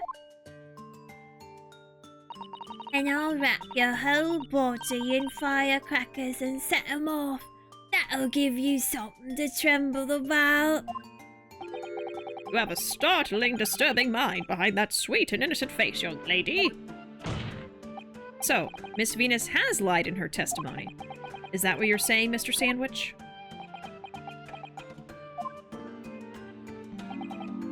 Well, if it means I'll be burning in hellfire for the rest of my days, so be it. Yes, that's what I'm saying. Can you elaborate, please, sir? Old blabbermouth here, headed for the room where the gunshots seemed to come from. But there was someone else who crept up the stairs behind him, too. That's right, that rotten liar over there.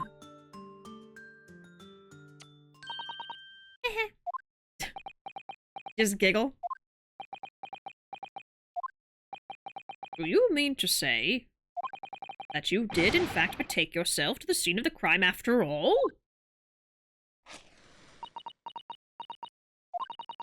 What did I tell you, eh? I said I was good at telling barefaced lies, didn't I? Yes, you mentioned it. Well, that revelation rocked the whole courtroom, didn't it?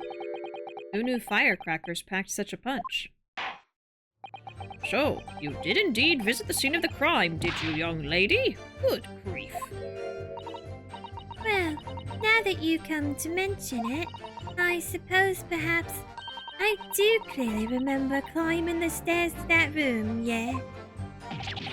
Either you clearly remember it, or you don't. Well, I shall consider a fitting punishment for this perjurious act later. For the time being, you will immediately amend your testimony to reflect the truth. Oh yes, my lord, of course. I almost am trying to give her, like, a little bit of that lady from Little Shop of Horrors who's singing Suddenly Seymour. I'm kind of trying to give her that, but like British. Just FYI. Oh, you just repainted your room white. Okay. It's just paint we had left over from when we painted the house. I'd been procrastinating doing my room. Oh, okay. And you didn't take that opportunity to paint a mural of Kiryu Kazuma on your wall? Or better yet. Foo Fighters? What's with these two straight up threatening to beat Beppo up in a court of law? I know! Leave him alone. Yes, Audrey. Thank you. Audrey! Maybe I did sneak along behind Gossip and have a little peek into the room where it all happened. Hold it! Now you tell us. You make a habit of lying, do you, Miss Venus? Well, I suppose so. I don't really know, to be fair. If you want my advice, though, I'd take everything I say with a big pinch of salt. Alright. But you did in fact go to the room where the victim was killed on the day in question, didn't you? Oh, please, as if I would. I can't think of anything more terrifying. The truth, please. Well, alright, just a bit then. I mean, a girl my age is curious about stuff too, you know. Did you touch anything at the scene? Oh, please, as if I would. I mean, there was a dead body on the floor. The truth, please. Well, alright, just a bit then. I had a look to see if there was anything I could sell. Oh, I did give the place a once-over, but it was nothing to write home about. Right. Now, I hesitate to ask, but you didn't move the notice board by any chance, did you? Oh, please, as if I would touch anything like that. Just a few bits of loose change is all I had. The truth, please. Well, alright then. I thought there might be something worth having underneath it. So I blasted the flippin' thing. Sorry, flipped the blasted thing. Mm-hmm. You're telling us that you did move the board? I think that did slip out, didn't it? Oh. You daft bomb pot! I don't know what he just said. I don't believe it. The girl doesn't think. So, did you find anything then? Something that you might have taken, perhaps? To sell? Oh, please. I should be so lucky. The truth! Now! I might have found this old pocket watch under the notice board, I suppose. Oh, really? That would be very important, miss! A normal welcome in? Is it weird or normal? It's weird normal. I was at work all night, sad thinking about how much of the stream I was missing. Oh, I'm sorry. I hope you had a good day at work, though. Welcome in. Let's see. We're about a couple hours in. But we're still working on day one of the trial. Just now starting to cross-examine these three witnesses, and boy, are they silly. A bit of junk like this can't be what... Oh. Ah! Gina! So it was you, was it? You're the one what took it. Gina?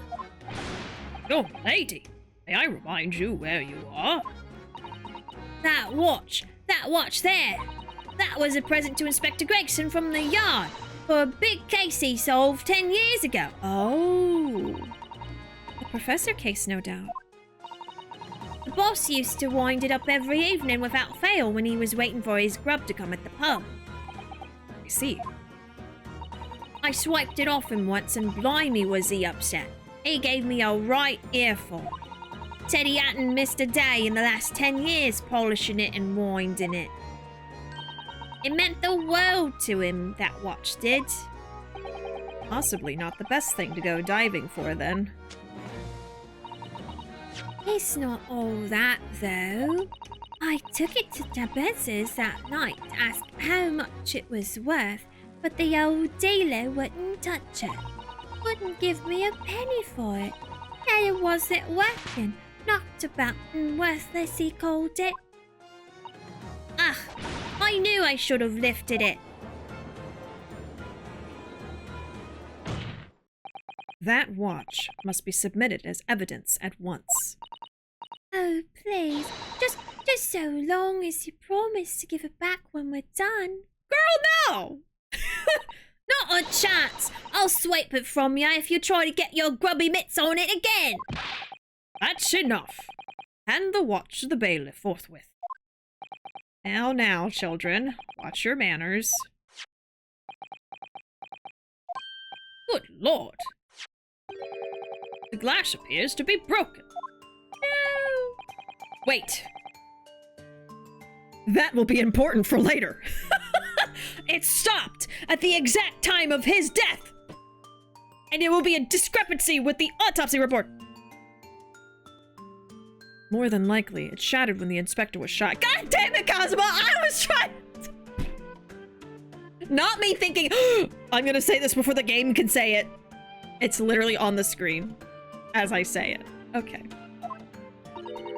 It doesn't tick anymore either.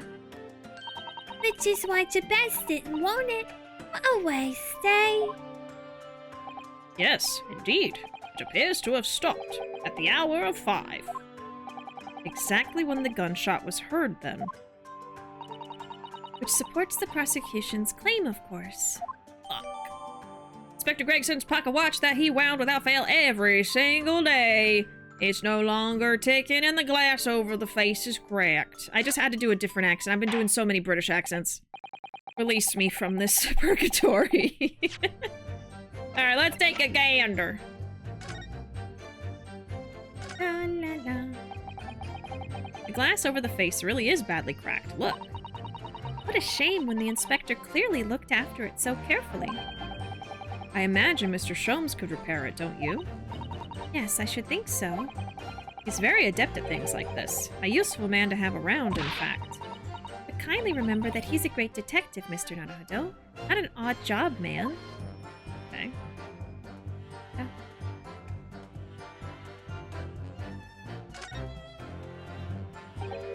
Ah, there's a tiny little keyhole here.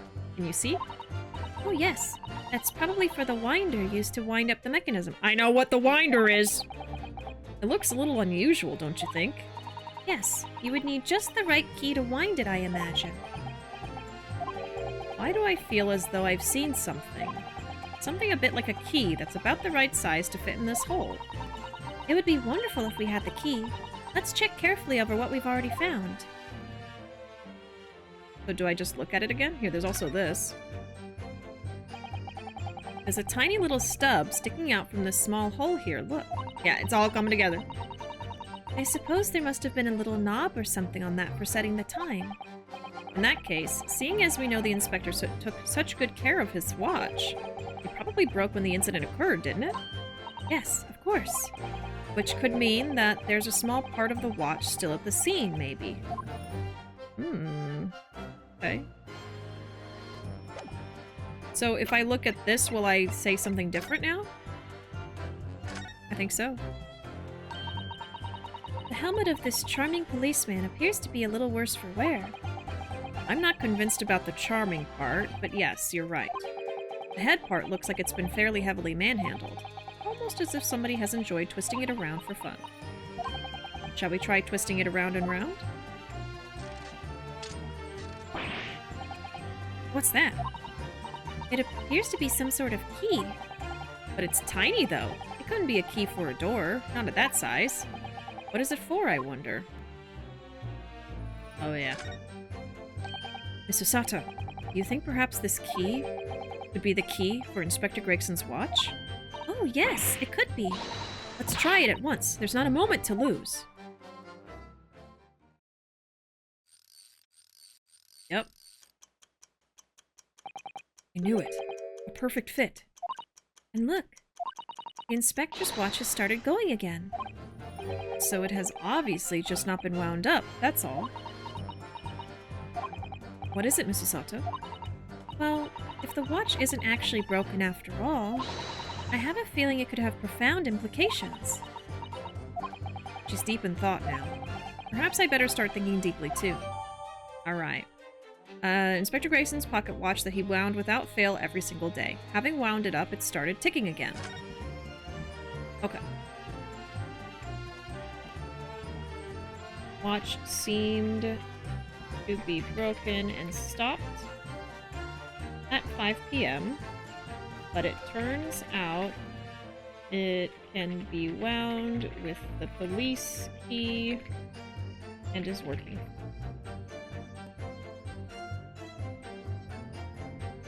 So that could be implications for the time of death, maybe. La la la la la la la la la.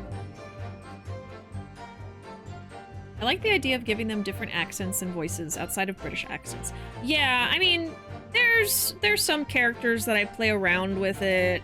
If it seems fitting, I could give them like a southern accent and stuff like that. But like most of the time, I do just try to do like different types of British accents to switch it up. But I wish there was more opportunity for me to do southern accents, because those are pretty easy. Those come a little naturally to me, in fact. Yeah, anyway, we are about halfway through with the stream, so I'm gonna go take a little break. I should be back in about 5 minutes or so. Feel free to grab a drink or a snack if you need it. Have fun with our in-chat commands, and I will be back soon.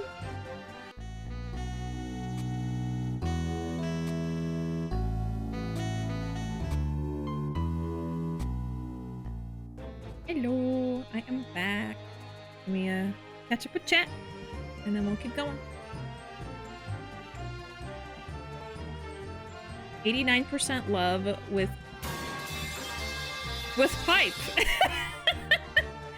89% love with my Google history autocorrecting to how long until February 21st, 2025 because of Majima Gaiden. The dedication. 11% love with Maji Gaiden coming in 64 days. 2 months! That's wild. Oh, goodness. I remember being caught so off guard by the show's release. I was like, already? Pretty sure the case is going to be the same with Maji Gaiden. It'll arrive sooner than I expect. I mean, right now it feels like it's taking forever, but it'll be soon. It's not that far away. I'm so ready. I'm so ready to finally just experience it and not have to be too worried about little things being spoiled, like, you know, karaoke songs and things like that. But I'll have to worry about story spoilers at that point. I mean, the southern accent is just a long, drawn-out British accent, right? Yes, I remember learning about that. I thought that was a really cool, fun fact, to be honest. And you know, there are times where, like, a character probably should be speaking in a British accent, but I can't be bothered, so I just give them something else. So it just depends in the moment how I feel, but... Okay. It would appear that the mystery of the moving notice board has been solved, at least. And as predicted, it had very little bearing on the case. Ugh. Now then, continue with your cross-examination, please, counsel.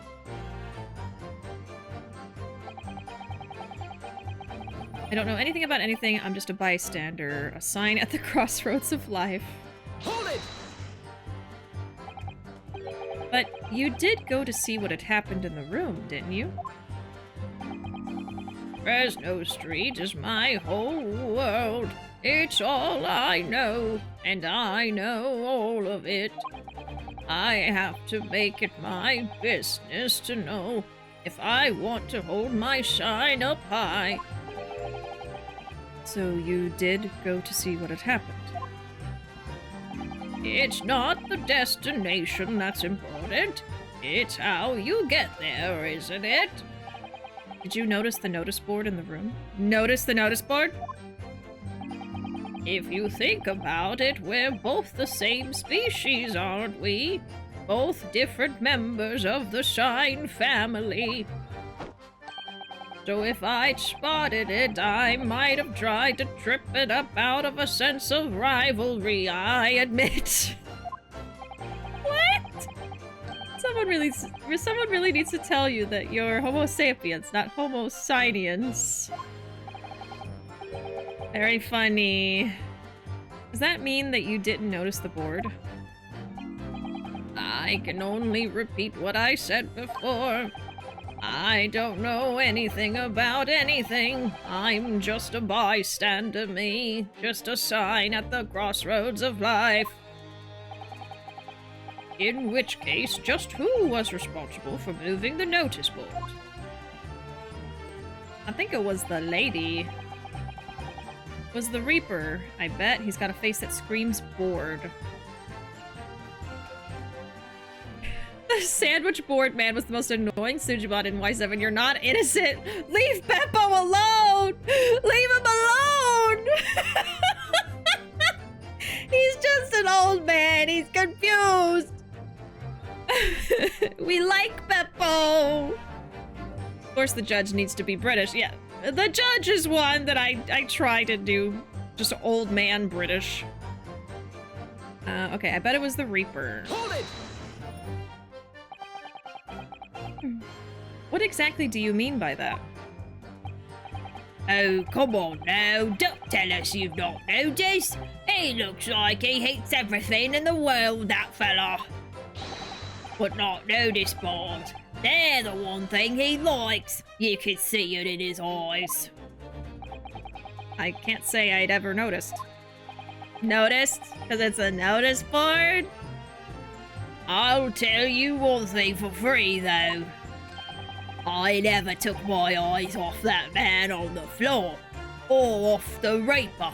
Not for a second. Sorry? Well, I was that scared I couldn't. You never know what a fiend like that might do if you look away, do ya? If you didn't take your eyes off the defendant, you should be able to confirm categorically whether or not he was the one who moved the notice board. Aye, that I can. The Reaper did nothing of the sort, I could swear to that. I couldn't have missed it if he'd heaved the thing upright again and dragged it into the corner. Right. Glad we've cleared that up. What happened to the face that screams bored? I feel your pain, Kazuma. Okay. Can't see how this changes anything. The detective still died when we heard the gunshot. Hold it! It was 5 o'clock in the afternoon that you all heard the loud bang, wasn't it? Maybe the notice board fell over, or maybe it didn't. Maybe I fell over, or maybe I didn't. But the Reaper's fate is sealed either way, because that gunshot we all heard. So your fate's sealed too. My fate. That's right. The defense is fated to lose. And the prosecution to win. In other words, it all hinges on that single gunshot. So if I could just find some problem with that part of their story, It may be possible to change all our fates. of course, none of that changes the fact that I heard what I heard, does it? Okay. Not much to go on. As you've pointed out, Mr. Naruhodo, there's no question that the notice board was moved, so somebody must have done it. But it did happen after the event, so maybe Kazuma is right, and it's not relevant in the case. But it seems to have been deliberately positioned so as to hide the body from view. Yeah. So I feel sure that there's some deeper significance to all of this. Yes, I know what you mean. I've no doubt there are more clues to be uncovered. You're on the right track. I can feel it. So follow your instincts. Alright then. Kiki! It still screams bored, it's just screaming bored instead of bored. And for all of those who are only listening and can't see chat, good luck figuring that out. Which board was which? Which board was bored and which board was bored? You'll never know. Alright, let's see. Oops.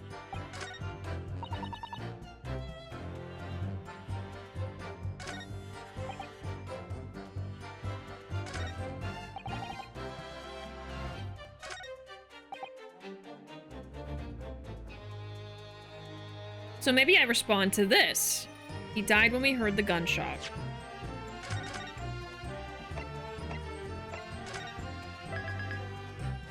Because I don't think that's true. Now, do I present this because it sounds like a gun? Or do I present the pocket watch? Probably this because it actually talks about a gunshot and this is just like...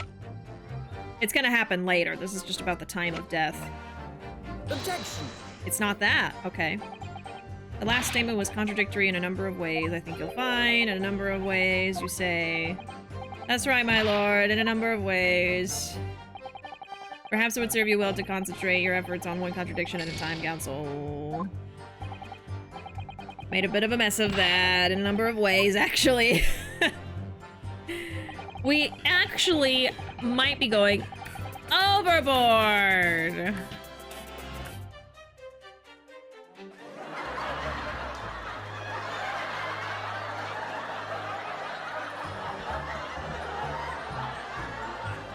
All right, pipe down. Wasn't that funny? I forgot how long that sound effect goes. A little too much. It's just like a full 5 minutes or something. Okay. It was funny, Zoe. It was. I can't see how this changes anything.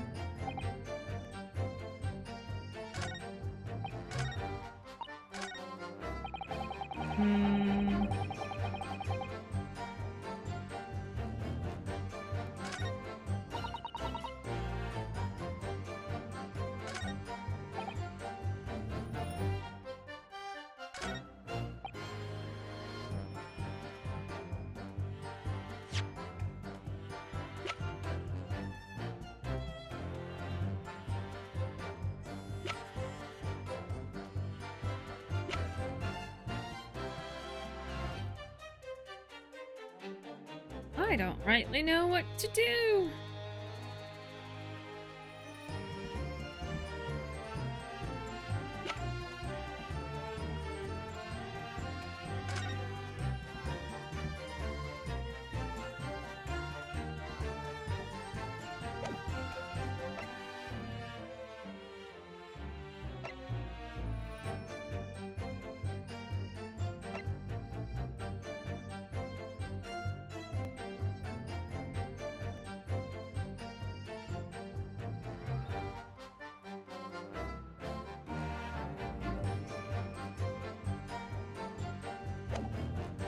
Did I just save after I lost a life, or did I load the save? I feel like I saved.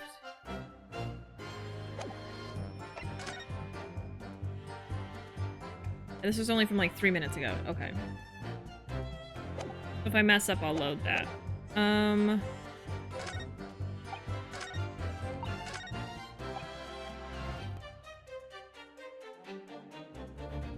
It's like I'm putting together pieces, but I don't really know what they want me to do here. Just looking at my notes.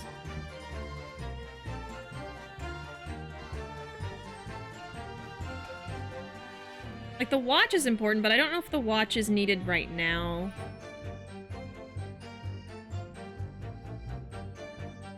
I think Gossip is telling the truth here. I don't think there's a contradiction there. And there's not really a contradiction here, because she's admitting that she went and looked in the room. Did we get an amendment to any testimony? I don't think so. I remember we pursued Beppo. And I think that's when we learned about the pocket watch. So I think I'm either going to be reacting to this because we're trying to disprove that the Reaper's the one that moved it. Or this one because we're not sure if he died when they heard the gunshot anyway. So I already presented the firecracker. You know, I'm gonna start keeping track of things I present into what, because this that's what got me in trouble before. So we tried the firecracker on... Actually, I'll just write this down on paper because I don't need to know this forever. I get my handy dandy notebook. Okay, so on the last dialogue, yeah. I presented the firecracker. I'm about to try the watch just to try it. Objection. It's the watch. Okay, oh my god. I'm glad I tried that because I was like, that could work. The watch does matter. Okay. I'm afraid that's not necessarily the case. Oh.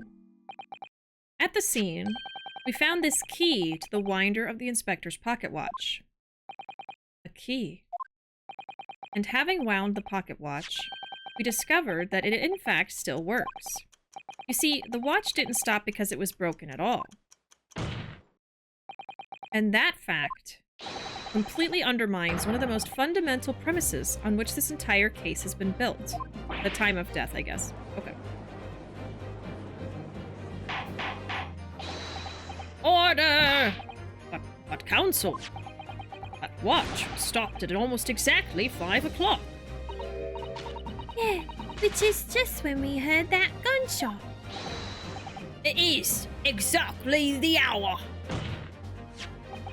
The time that was showing on the watch tells us nothing other than when it wound down. It's merely a coincidence that it happened to be at 5 o'clock. Objection. Even if that's true, the 3 witnesses here all heard the gunshot at 5 o'clock. So that's obviously when this crime was committed. Objection. No, that doesn't hold. Why not? Recall what Inspector Lestrade said only moments ago. The boss used to wind it up every evening without fail when he was waiting for his grub to come at the pub. Said he hadn't missed a day in the last 10 years, polishing it and winding it. It meant the world to him, that watch did. The victim was in the habit of winding his watch once a day in the evening. We can reasonably assume, therefore, that he wound the timepiece on the evening before he died as well. Yes, that would be entirely reasonable. But if that's the case, you wouldn't expect the watch to have completely wound down by 5 o'clock the next day. Well, how do you explain that? In summary, the evening before the day of the incident, when the gunshot rang out in that room, the inspector was already unable to wind his watch. You can't mean... What would stop a man winding his watch if he's been in the habit of winding it every single evening for 10 years? The obvious answer is that he was already dead. Mo Shinderu?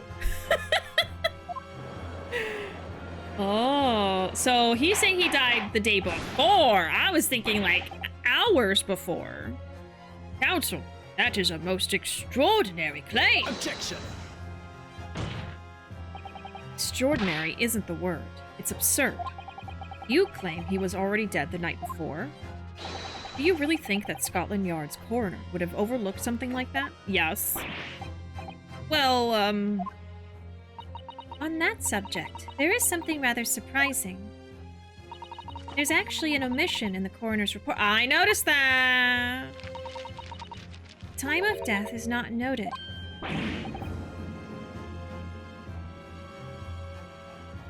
What was that for? Was that her flipping the pages? A noisy book that she's got there. That's right. Wait a minute. You're forgetting that my legs went from under me when I kicked the door in. What do you mean? Like I said, I planted my hand in a dirty great puddle of blood. Yes. So the victim's blood hadn't dried. It was fresh.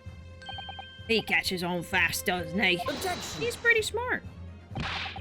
That blood could be explained in any number of ways. It could have been put there afterwards. Some fresh blood could have been poured over the victim's Objection. body after he... Does my learned friend think that fresh blood is available on every street corner? Why are you talking like Zieks? Learned friend.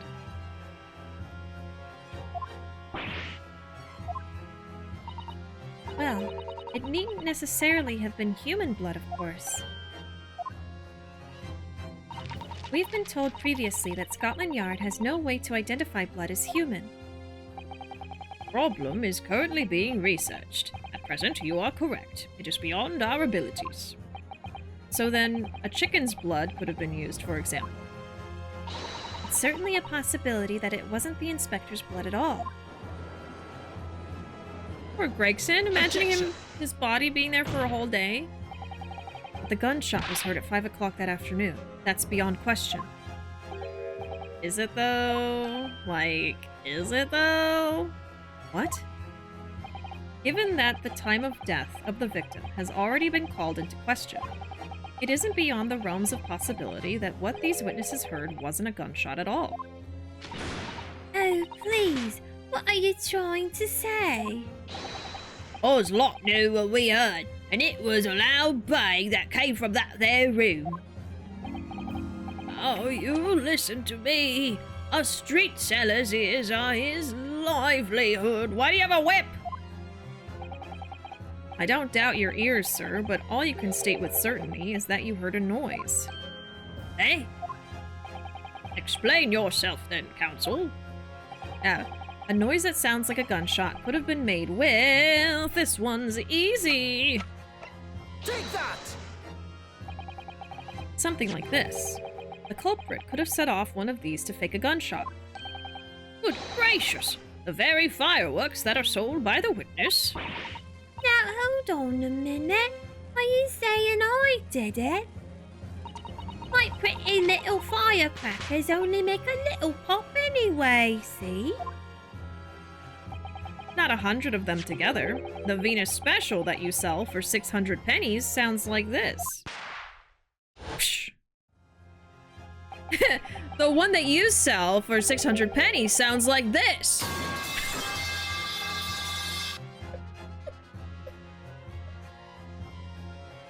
As the court can now attest, it sounds very much like a gunshot.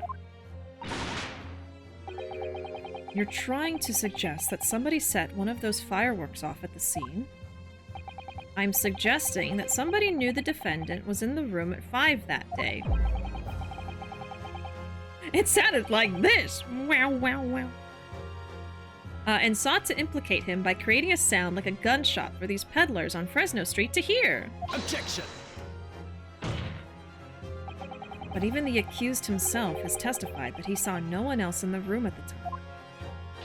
Whether it was a gun or a firecracker, the only person present to cause that bang was Barrick Van Zieks. Unless they're lying, and they did it. One whiff of a match and my firecrackers go pop. See? It's why people like them. I fear for your fingers, young lady. Objection! Recently, during my time here in Britain, I've learned of a very useful invention indeed. Something called a time bomb. Good heavens! A bomb? Yes, a device that allows you to blow up whatever you like, whenever you like. Mr. Naruhodo, I worry that your unfortunate phrasing there may lead to yet another international incident. No, wait. It's the whenever you like part that's important. Timed device. Yes, exactly. A timed device. Something of that nature could have been planted at the scene.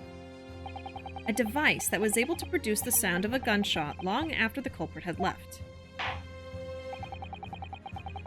Your extravagant claim will have to be substantiated with evidence, counsel. What do you mean?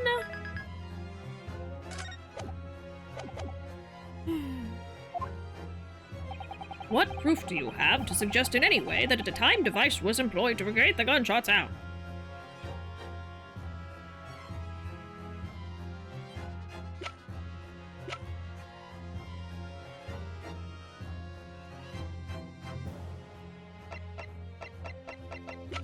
Maybe the gun? I don't think it's real, but...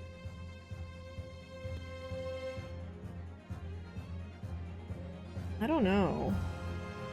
What proof do you have to suggest the time device was employed to create the sound?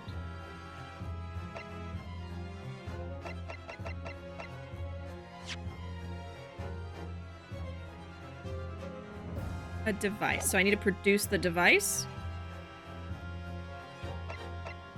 My only thought is the gun. Or the fireworks again. I'm gonna try the gun. Take that! You're suggesting this could have been used as some sort of time delay device? I did think so, my lord, but it's becoming increasingly clear that we've all been very misguided here. Objection! Yes, by you. What? No, Council. The time has come for a penalty, without delay. No time to clear the area before the blast. Your extravagant claim will have to be substantiated with evidence, Council. Okay.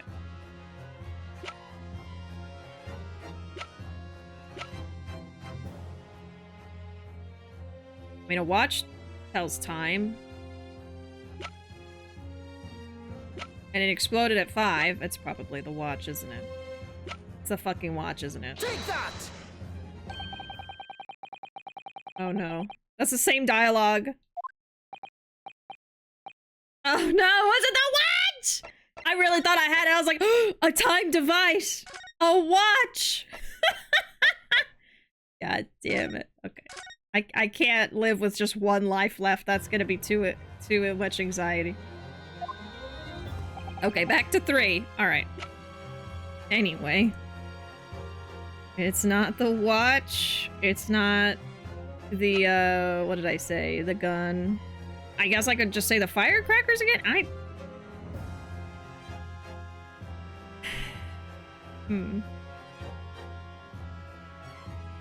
A timer to trigger the fireworks. So, I feel like the watch would have worked. The paper! Yeah.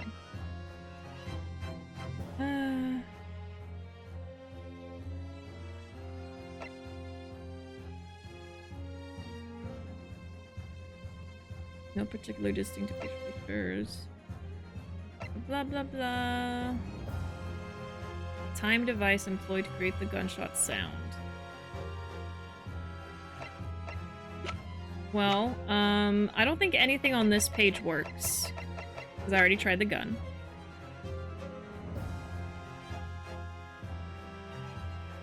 Really thought it could have been the watch. The newspaper, of course! Of course.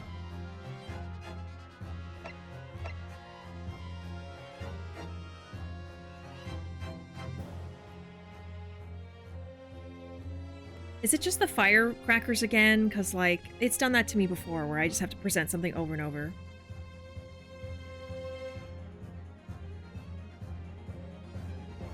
So this... I don't think it's the figurine, because this is just the way that the watch is wound. It doesn't really have anything to do with a time device, other than it winds the watch.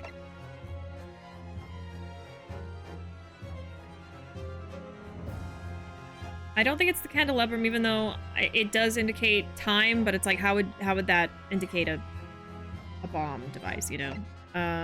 It's just a photo, that's just the autopsy.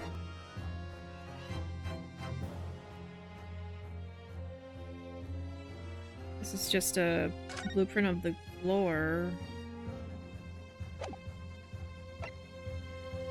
So I feel like I'm left with maybe the board, firecrackers. Yeah, maybe just these two. It's not the watch.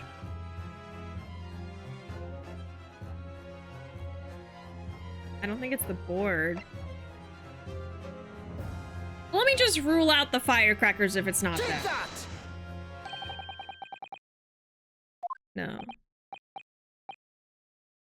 So yeah, he wants me to say that there's a what does he say? This could have been used as some sort of time delay device. So how is it not the watch? Did I present something that wasn't the watch on accident somehow? Like, the watch makes the most sense here. Okay. Objection. Yeah.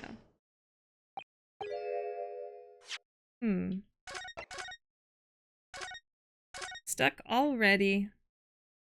Okay.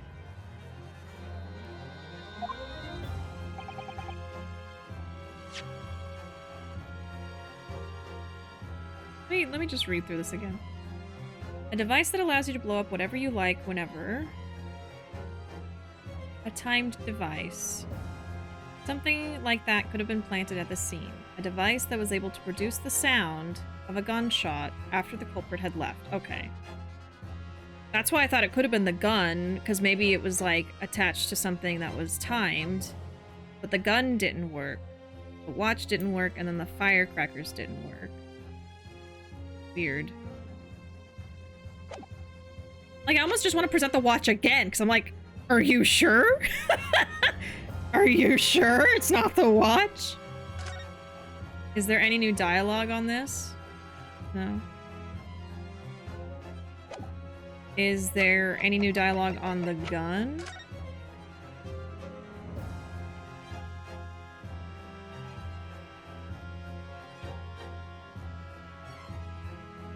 No.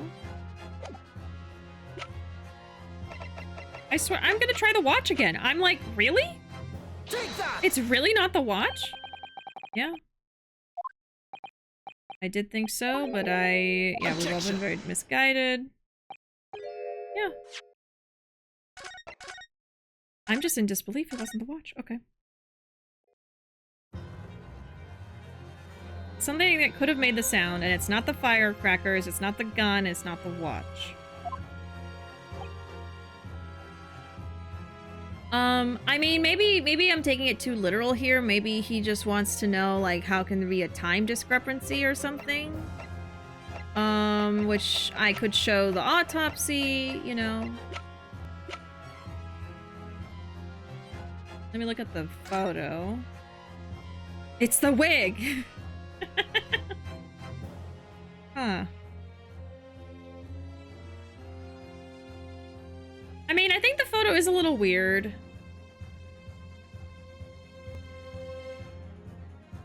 Something about it, you know.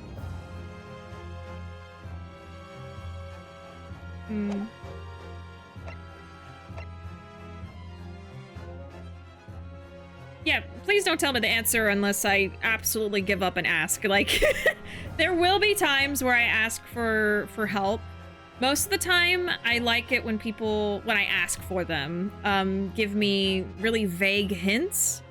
I'm not at that point yet, but I do appreciate when people offer them when I need them. But I still want to work on it, and I definitely don't want someone to just give me the answer. I would rather sit here for 20 minutes thinking about it with hints than just, like, be told the answer. Unless I just completely give up, but I'm not quite there yet.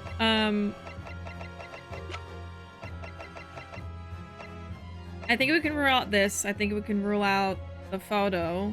We can rule out that. We can rule out this. I don't think there's anything... Yeah, there's nothing special about the picture. We can rule that out. I don't think it could be the wig. I can't remember if I'm right or not. My hint would be to try each one by one.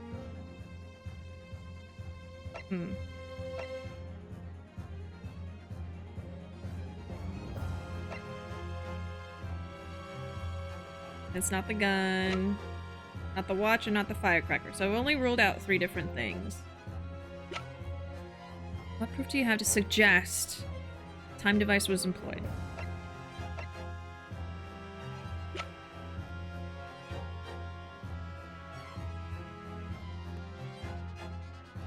Well...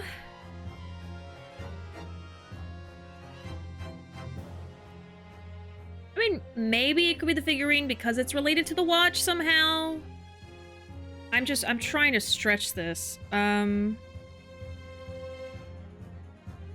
Again, even the candles kind of suggest a time thing to me. If he's asking me literally a thing that was used as a time device... Well...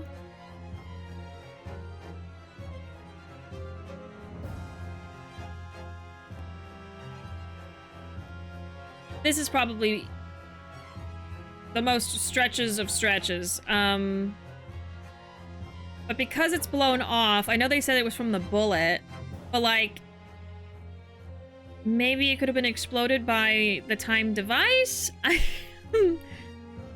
But then why was it only one candle exploded, you know? But I could see that. I could see that somehow working. It's not the photo. Again, the only thing with the autopsy report is that they don't say the time of death. So if he's like going less literal and more like, is there anything that could suggest maybe that something was used somehow? Okay, I can kind of see that.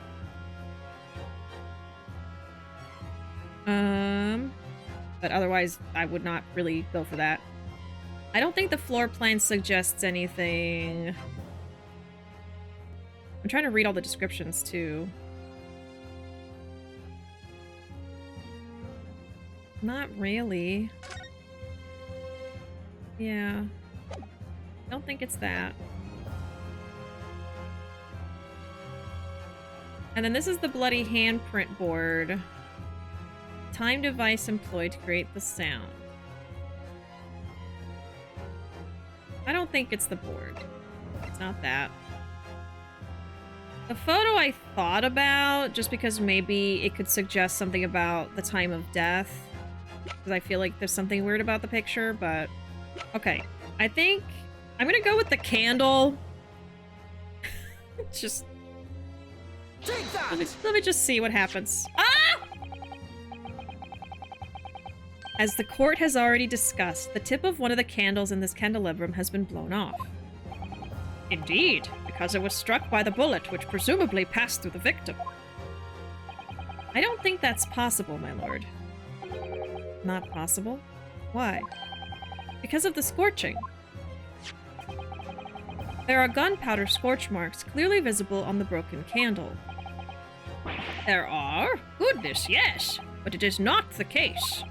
But there was also scorching on the victim around the bullet entry wound. That's right, there was. But as we heard earlier, scorching like that only occurs when the target is at very close range, a matter of centimeters from the gun. That's the connection I was supposed to make. Ah! Which means that the scorching on the candle can't possibly be the result of a gunshot. Okay. I was on the right track, but I didn't have the logic behind it. I was just like, maybe the candle was exploded instead of shot. Because it looks like it was exploded. So, thus meaning the scorch marks indicated explosion, but I didn't quite, you know... the red string didn't quite connect all those points, but, you know. Anyway. Oh, thank God I figured it out. Okay. Thank y'all for your patience. See, I'd rather try to actually suss it out instead of just... It's the candle, Bishy, you know? I don't think that would be nearly as fun for anybody. I was trying so hard to manifest this. It's so fine. I couldn't remember at first, but it was going to hint that you should think of things that change as time goes. Yeah. I was on the track there. I was just thinking, like, what has to do with time in general? And that's kind of what helped me to get there, so... It was my fourth try. My fourth idea, but I got there. Oh, yeah, I always appreciate if someone asks before they give a hint, for sure. If I'm stuck on something for, like, more than 15 minutes, then usually it's good to suggest, would you like a hint, Bishy? You know, it's fine, but... Oh, man. Okay. Let's see, yeah, it can't possibly be the result of a gunshot. You're suggesting it came from the fireworks? How could that be, eh? The fact that there's such visible scorching on the candle suggests that the fireworks must have been right next to it when they exploded. Or, to put it another way, the candle and the firecrackers were joined together. Oh!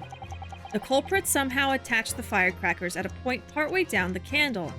That makes so much sense. Yeah. After the killer had left the scene, the candle slowly burnt down along with the other two, until eventually it ignited the fuse of the firecrackers, generating a loud bang. That's wild, though, because they would have to know exactly where to put the firecrackers on the candle for it to go off at, like, 5 p.m. Wow. And that is how these 3 witnesses came to believe they'd heard a gunshot at 5 o'clock. Well, what a plot.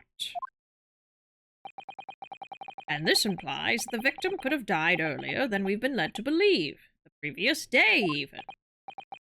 Now. Oh no, you're not the judge. Now, just hold your horses. All us lot here saw the victim going into the building, remember? I couldn't forget that flame-colored hair even if I wanted to. The person you saw entering the building wasn't the victim at all. Consider this. Oh. Obviously, anybody can wear a wig. So the person that these witnesses saw entering the building 15 minutes before the incident occurred could easily have been someone else entirely wearing the red hairpiece. Someone else? You mean to say... It was the same person who contrived the firecracker trick. In other words, Inspector Gregson's killer.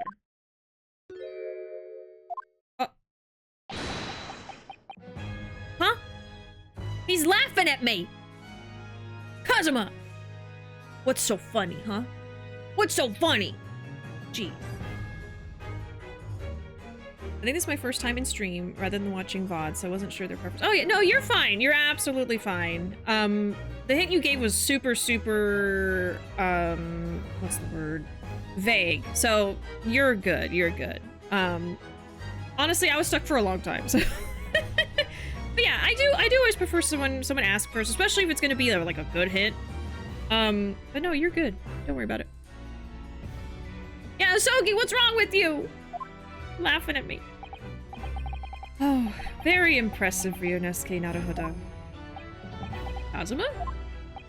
I'm really quite amazed you've come this far. But after all, wasn't I the one who told you that you had all the makings of a great defense lawyer? Oh, maybe he's just laughing because he's like, oh, he's doing so great.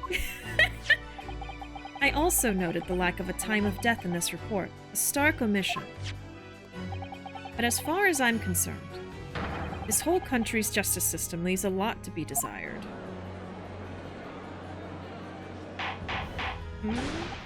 Order!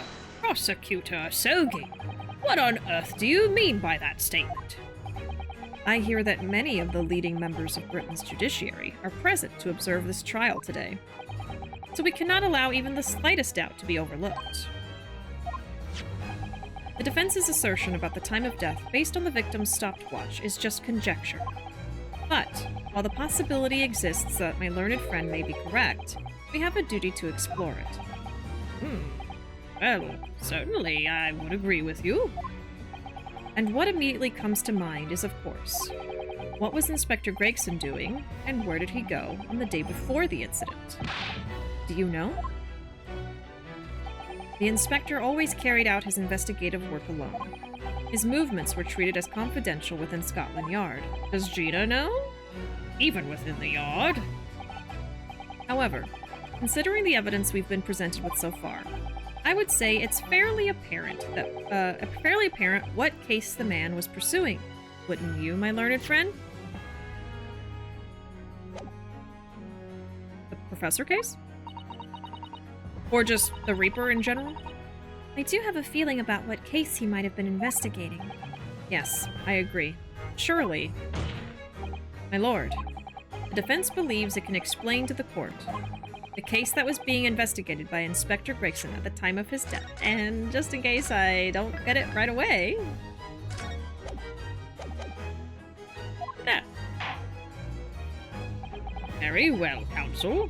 Present your argument to the court. What evidence is suggestive of the case being investigated by the inspector on the day prior to the incident?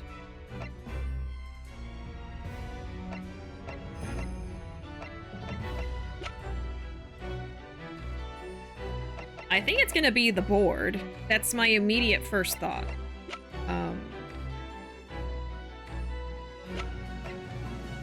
A second guess would be...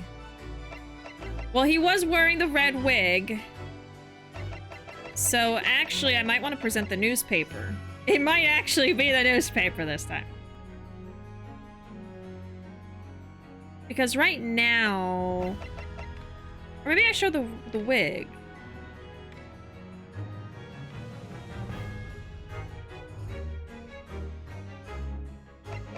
Oh god. There's like 3 pieces of evidence about the red-haired league. Finally, the newspaper, I know.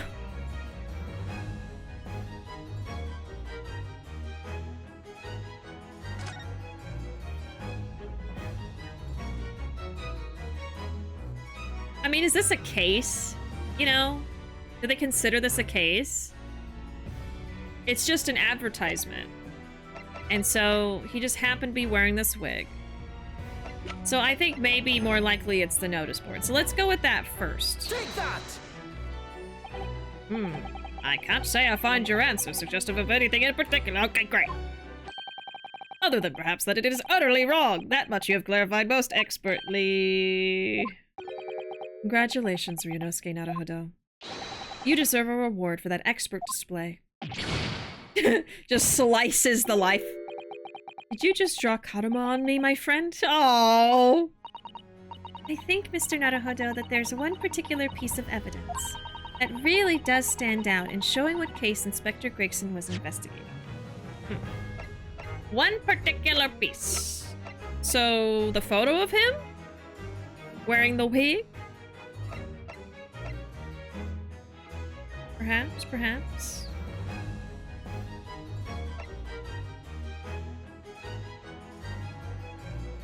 Okay, let me make sure. Yeah, I could load the save. I'm just thinking right now. Notice board. Is not it.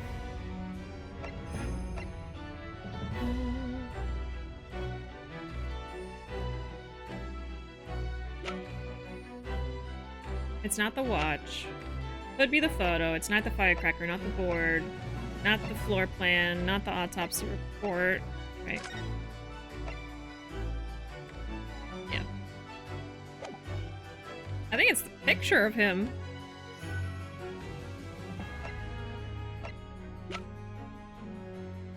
Yeah, the only other thing it could really be is like the wig itself. It could be the wig or the photo of him wearing the wig. Or maybe the newspaper, because that's about the redheads, which is why he's wearing the darn wig. Oh! Unless it's this. It's the case, because that would be why he was wearing the wig. Do we know for sure that he's part of the Redheaded League, though, or did I just figure that out and it's not canon yet? Hold on. Let me go check on that.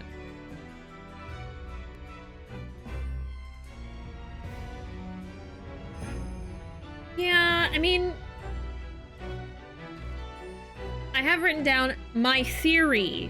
Maybe the missing husband was part of the red-haired group and they were criminals, a criminal group. I don't think it's been confirmed. Yeah, and then the wife's photo was found at the crime scene, so I'm putting that together, but I mean, I'll try this picture because this would be a case. If I just show the picture of him wearing the wig, it might be just like, he's wearing a wig, what? This is the only case we have a photo of or some evidence of, right? So, let me load the save, because we're only at 3 lives. Now we're down to 2. So, hold on a second. Listen. I mess up. I mess up, alright? Okay. Let's try this picture. Take that! No. Okay, then maybe it's the photo of him wearing the wig. I was starting to do a stretch there, yeah. It's because right now that's just my theory, it's not actually in the story of the game yet. Okay. I'm getting ahead of myself. Okay. I swear I usually do better than this. Okay, the photo of him wearing the wig? Take that! No. Oh, shit. Okay, I'm sorry, y'all. Okay, it's not- okay, let me keep track. So it's not the photo of the husband. It's not the photo of him, so maybe it's just the wig itself. Photo of Gregson. I swear to God, it's something about these damn wigs.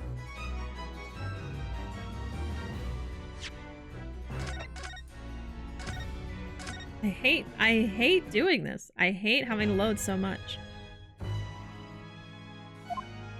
case that was being investigated.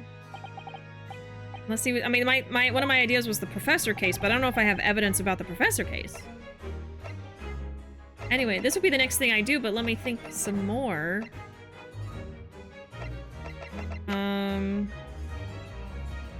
He got this watch as a reward for figuring out the professor case. But again, I don't know if that's stretching it.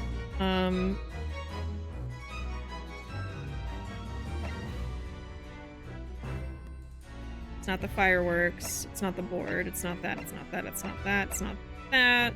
No. Not that. Not that. Okay, so it could be the watch, it could be the wig, it could be the newspaper about the... Yeah, think about why he'd be wearing the wig. Yeah, I mean, my thought is the newspaper. It was either the newspaper or this.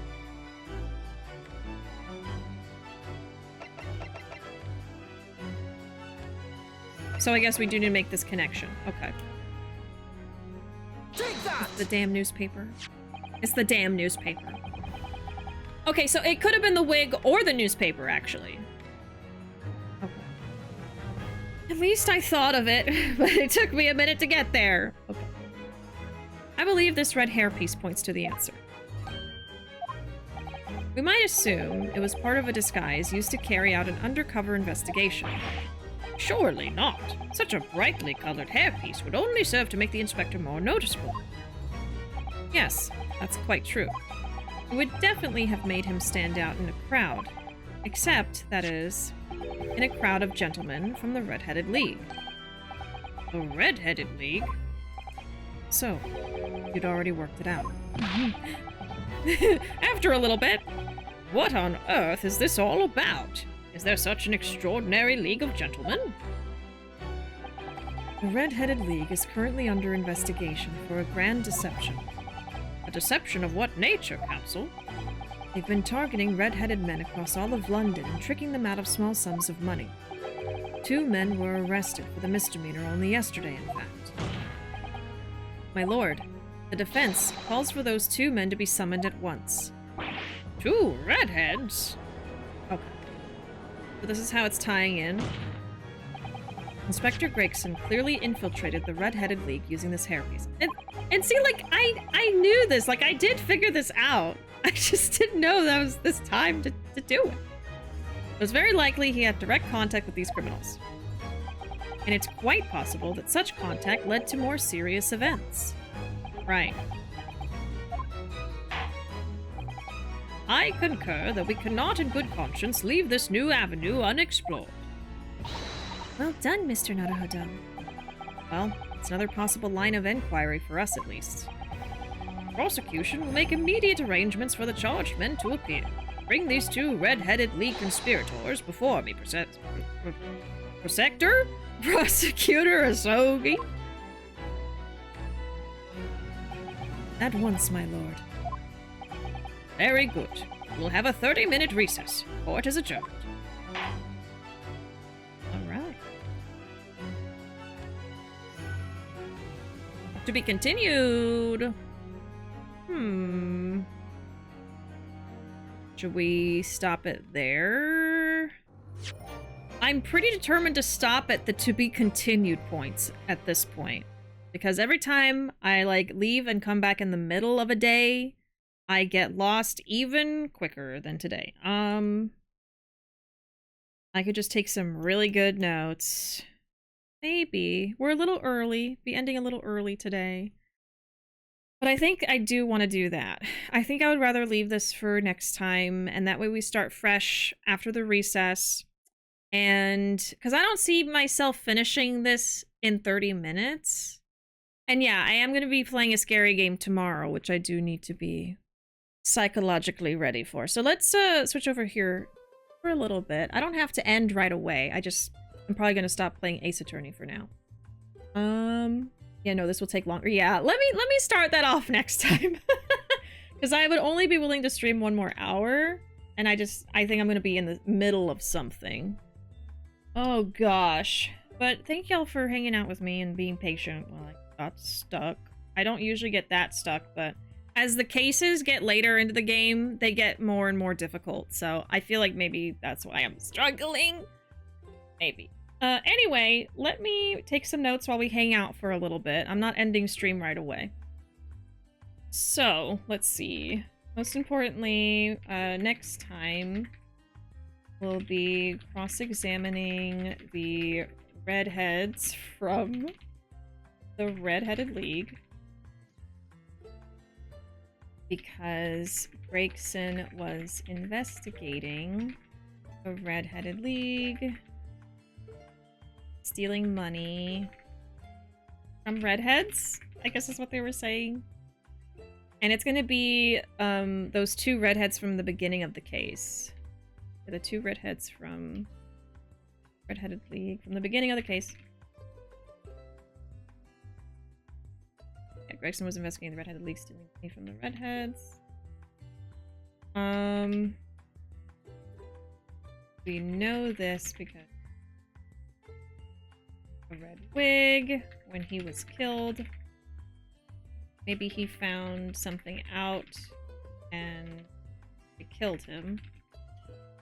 Some other important stuff we learned today was the candle thing. A murderer would have set a time bomb of firecrackers attached to candles.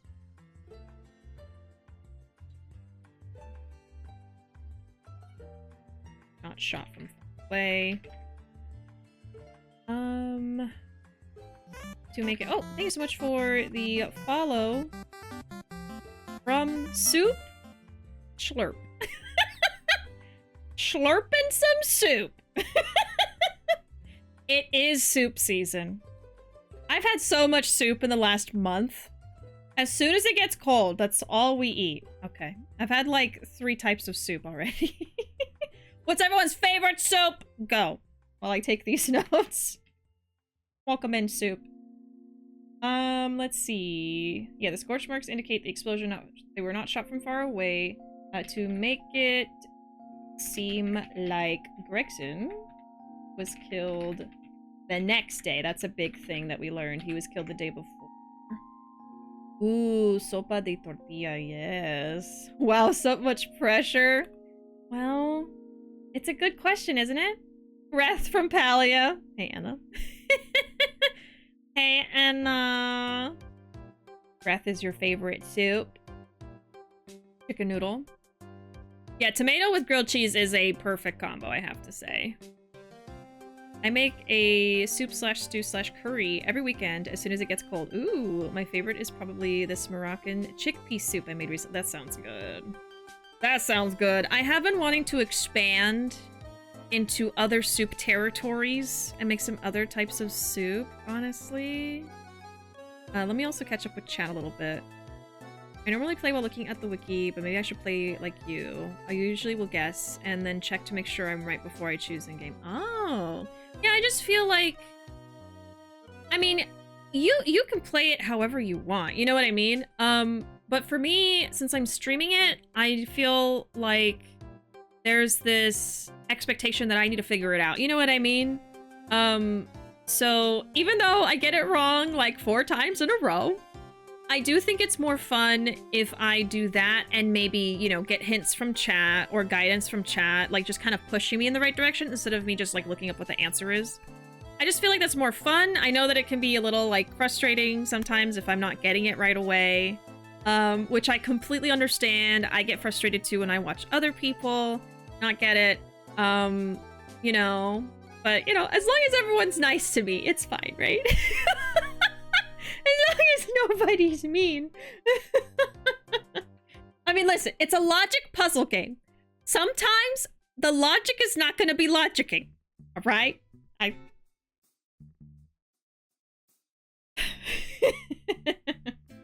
Okay, was there anything else I need to write down? I don't think so. I was taking some pretty good notes as we were going along. I do think it's important I wrote down he was killed the day before, probably. They made a time bomb. Yeah, with the firecrackers on the candles. And then he was investigating the Red-Headed League. Okay. I think that's good. I think we got it. All right, back to soup.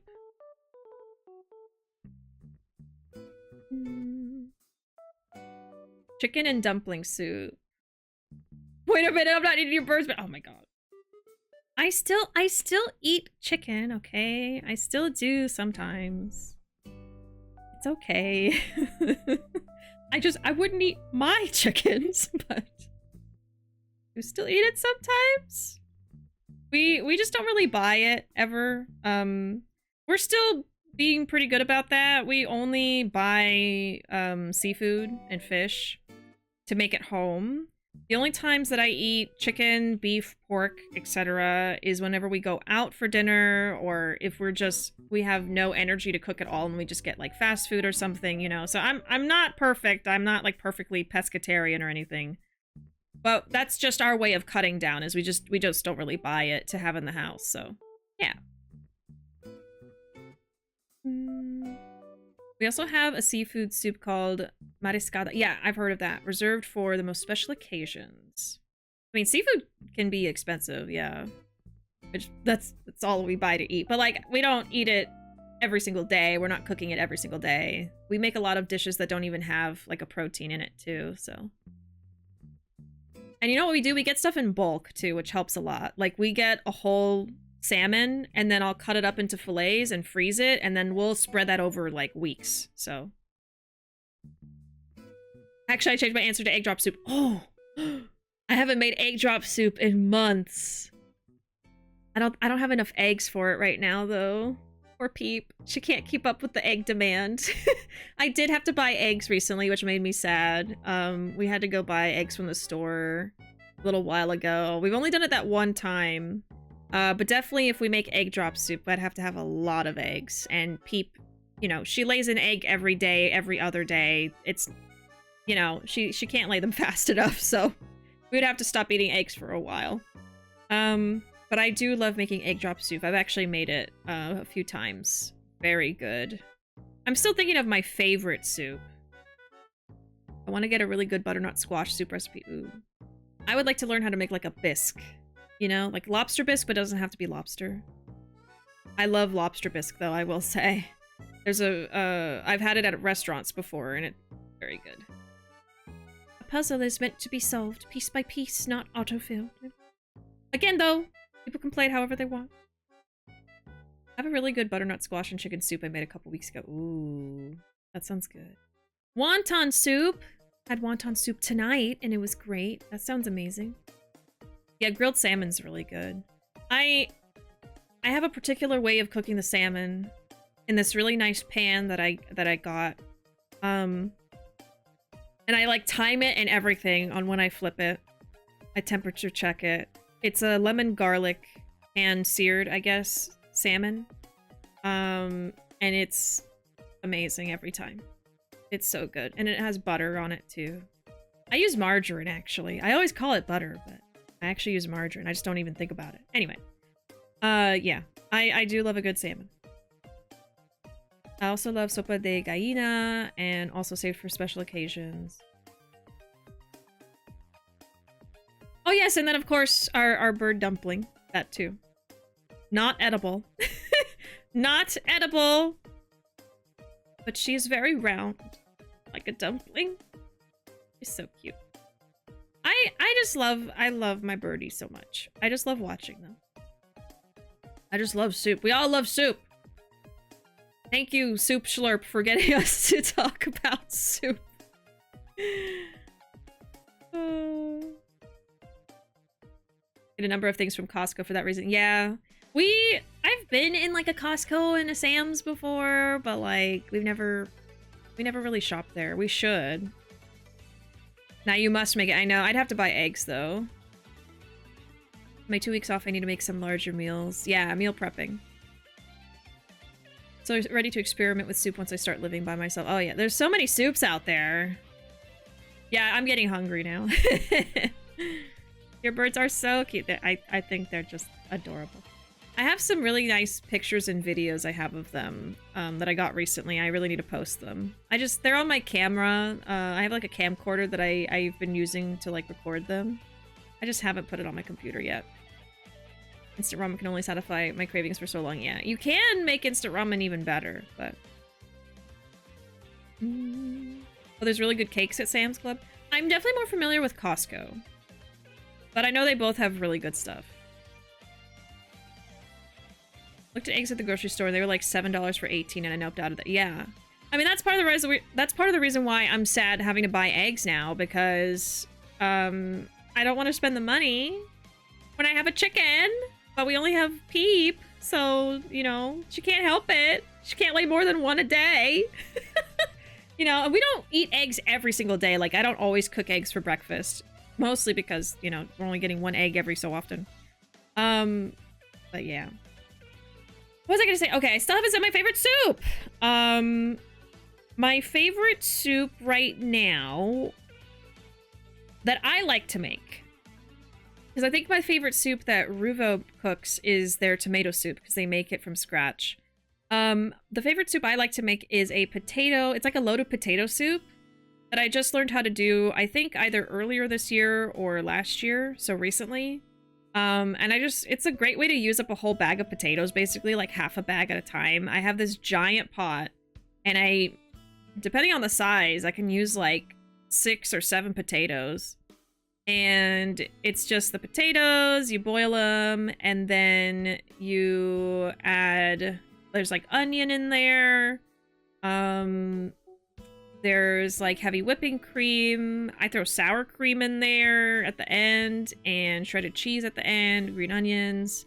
You can put like bacon bits. I throw in like sandwich meat sometimes because we do get like ham and turkey for sandwiches. So we do still eat meat at home too. And what else goes in there? I mean, like salt and pepper, obviously. Obviously. What else is in there? Oh, like chicken broth. Yeah, just stuff like that. But anyway, at the end, we have this like hand blender. And so I just go in and I blend all the potatoes up. And it has a really nice consistency where it's thinner than mashed potatoes, but it's still a really thick soup. And it's just really satisfying, especially if you have a sourdough toast. Immersion blender, yeah. If you have a sourdough toast, you can dip it in. Divine. So that's probably my favorite soup. I love making it. It's pretty fun, actually. I like using the blender. But yeah, sourdough bread is great. I love sourdough. I love it. I love it in sandwiches. I like to toast it and put butter on it. I like to dip soups and stuff. It's good with the tomato soup too. Like sometimes we don't make a grilled cheese sandwich with the tomato soup and we'll just have some sourdough toast and oh. There's a place in California that makes some of the best sourdough I've ever had. Oh. Oh. What's it called? Because this is not doxing because you don't live there. I want to write it down. It's a chain. What is my pen is ready. My pen is ready. Hey Flame, welcome in. What's your favorite soup? Tell us, or you're not allowed to stay here. 1 sec. Okay. No worries. No rush. Like, if you don't remember, it's fine. I go to California sometimes. So if there's a really good sourdough place, that would be worth putting on my to-do list, you know? Tomato basil. Tomato basil's good. Tomato basil's good. Me and Ruuuvo, usually every year we have basil in our garden. And so we have fresh basil from the outside when we make tomato basil at home, and it's very good. It's very good. I almost forgot to save my game. I do that. Yeah, Flame, you're too late for Ace Attorney, unfortunately. We got to the to be continued for the day, so I was like, let's just stop there, because I don't want to be in the middle of the day and not remember what's going on and details and stuff, so. We're gonna start back up with it's not even the second day of the trial, it's just like there's a 30-minute recess, and it said to be continued, so I was like, okay, let's just stop there. Because, anyway. I just wanted to drop by and say hi. That's fine. That's fine too. We're just kind of hanging out now. Like, I don't need to end the stream yet. I don't want to play any more Ace Attorney because I'm gonna get in the middle of something, you know? It's called Boudin. I'm jotting it down. You know what? I'm gonna put it in my phone, actually. My mobile notes. Ba-da-ba-ba, ba-da-ba-ba. Oh, do y'all want to hear, since we're just hanging out, do y'all want to hear a story about a Black Friday fail that happened to us? Let me write down this red place. In my reference, I have so many notes on my phone. A good sourdough. In California. Food. Yeah. Got it. Bread place. It's called a bakery, bitch. Listen! It's 1 a.m. Give me a break. Yes, story time. Okay. So, for Black Friday, me and Ruuuvo were doing some shopping around, looking for stuff. And one of the things that we were looking for was a laptop because their laptop is getting old. And we're anticipating that prices might go up next year. So we were like, okay, if there's a good deal, maybe we'll just grab an affordable laptop. It was like the one big thing we were gonna do. And so we found one that was not too expensive, but not like super cheap that it probably wouldn't be great. And it was a Dell. We got that. Within a week, it shut off and never turned on again. A week. Not even a week. It was less than a week. Adele. There's a fire burning in my heart. We brought Adele home. Go easy on me, Dell. How could Adele do that to you? I know. You hate Dell laptops? I did research on this goddamn laptop, and people said it was good. People said it was good. And it failed me within a week. Yeah, we returned it. We're waiting on the refund right now. God. No. So what we did, their old laptop is not dying yet. Their old laptop's not dying yet. But we wanted to get one ahead of time while there's sales going on. You know, Black Friday is kind of a scam now, but anyway, while prices are lower before next year, because I feel like technology is going to get more expensive next year. So we got it ahead of time. So they hadn't transferred anything over to it. There was nothing on there important that was lost. It was literally, we had just started setting it up, basically. It'd only been a week. So it's not a huge loss. It's just super annoying, you know? Super annoying. So yeah, we returned it. Of course it was charged. Of course, Panda. Why wouldn't I charge it? It was charged, of course. What happened was, it had been acting kind of weird up to that point. It was like loading up into like the BIOS and stuff sometimes, and I was like, okay, that's weird. Why is it doing that?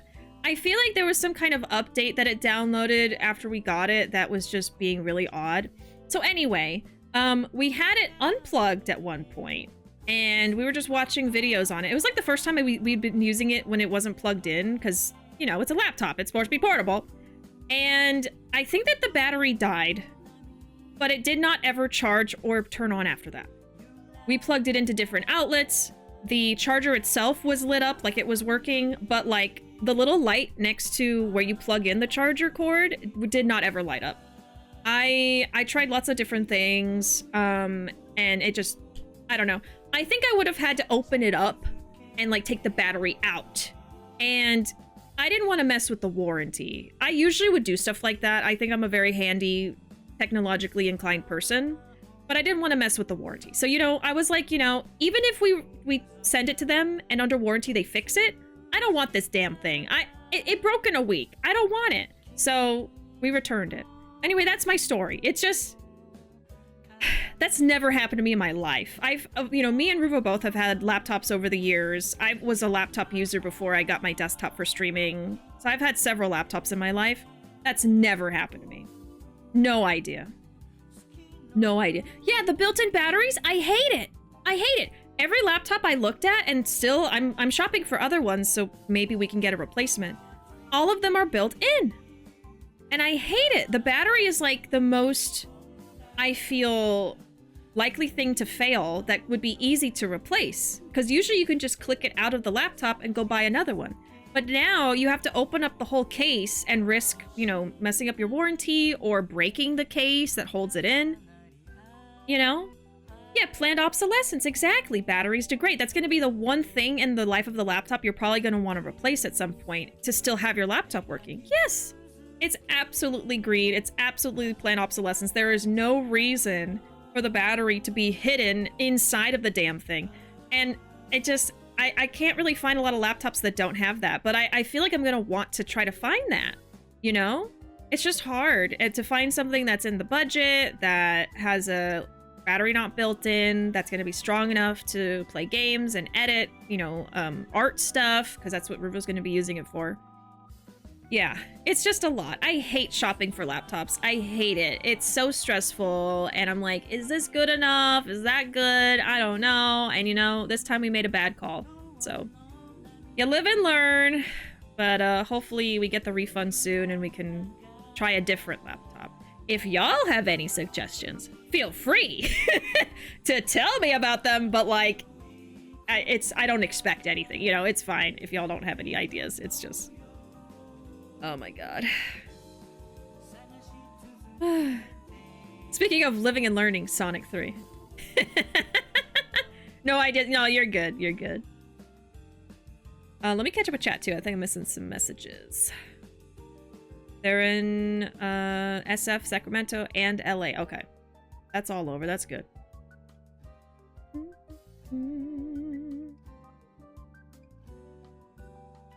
I got a new one as a birthday gift years ago. Literally had nothing on it but Chrome and was still slow as crap. God, I hate that. I feel like that could be like the bloatware installed when you first get it or something. I don't know. Maybe a RAM issue, a storage issue, or just bad. Just a bad laptop. Yeah. That's the worst when they're slow. It's so annoying. And that, like I said, like the laptop was acting weird. The one that we had, it was acting slow at times. It was like I said, it was like loading up in safe mode, basically. Like something was wrong. So I was like, I should have known something was up, but like, it just died. Finally. It was like, I'm done.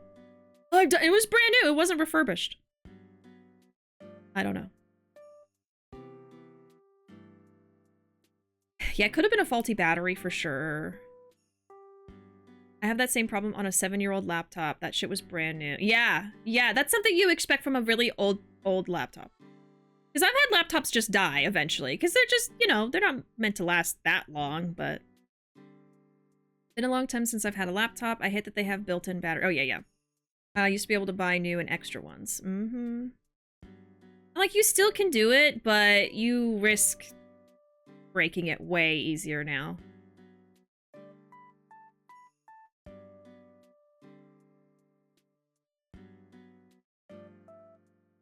Only portable device that comes close would be a Steam Deck, but that doesn't really fit the... Yeah, we need definitely, like, just a laptop. Unfortunately, I had one of the most expensive laptop brands, and it's only because all my laptops I've ever had have been gifted to me for various graduations. The most expensive brand, and it was slow? Oh my god. That's the one you're talking about, right? Jeez. Wolf, what is this law? Here's my recommendation. What is it? The Link thinks I'm a robot. Hold on, I can still fight.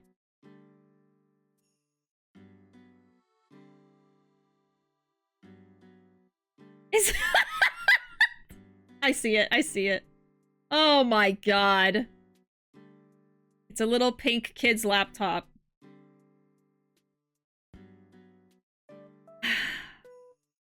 I like how the picture just says English. That's what I need to learn, for sure. That's where I struggle.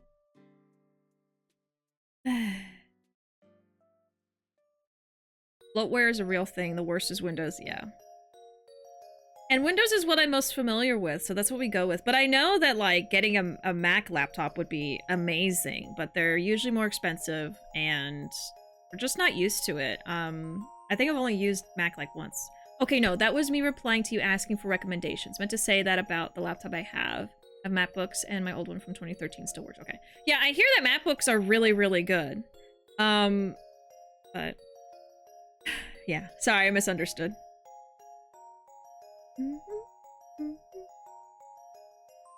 I have a boot camp partition on my Mac for Windows, so I don't know the full scope of it.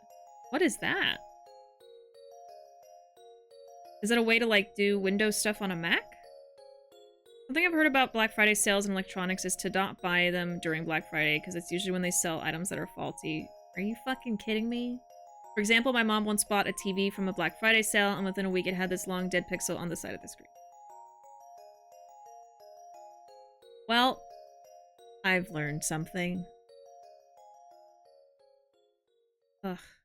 I knew that, like, Black Friday in general is when places like to just throw out dead stock, like stuff that they weren't able to sell, but I didn't realize that they would want to be selling stuff that doesn't even fucking work. Great.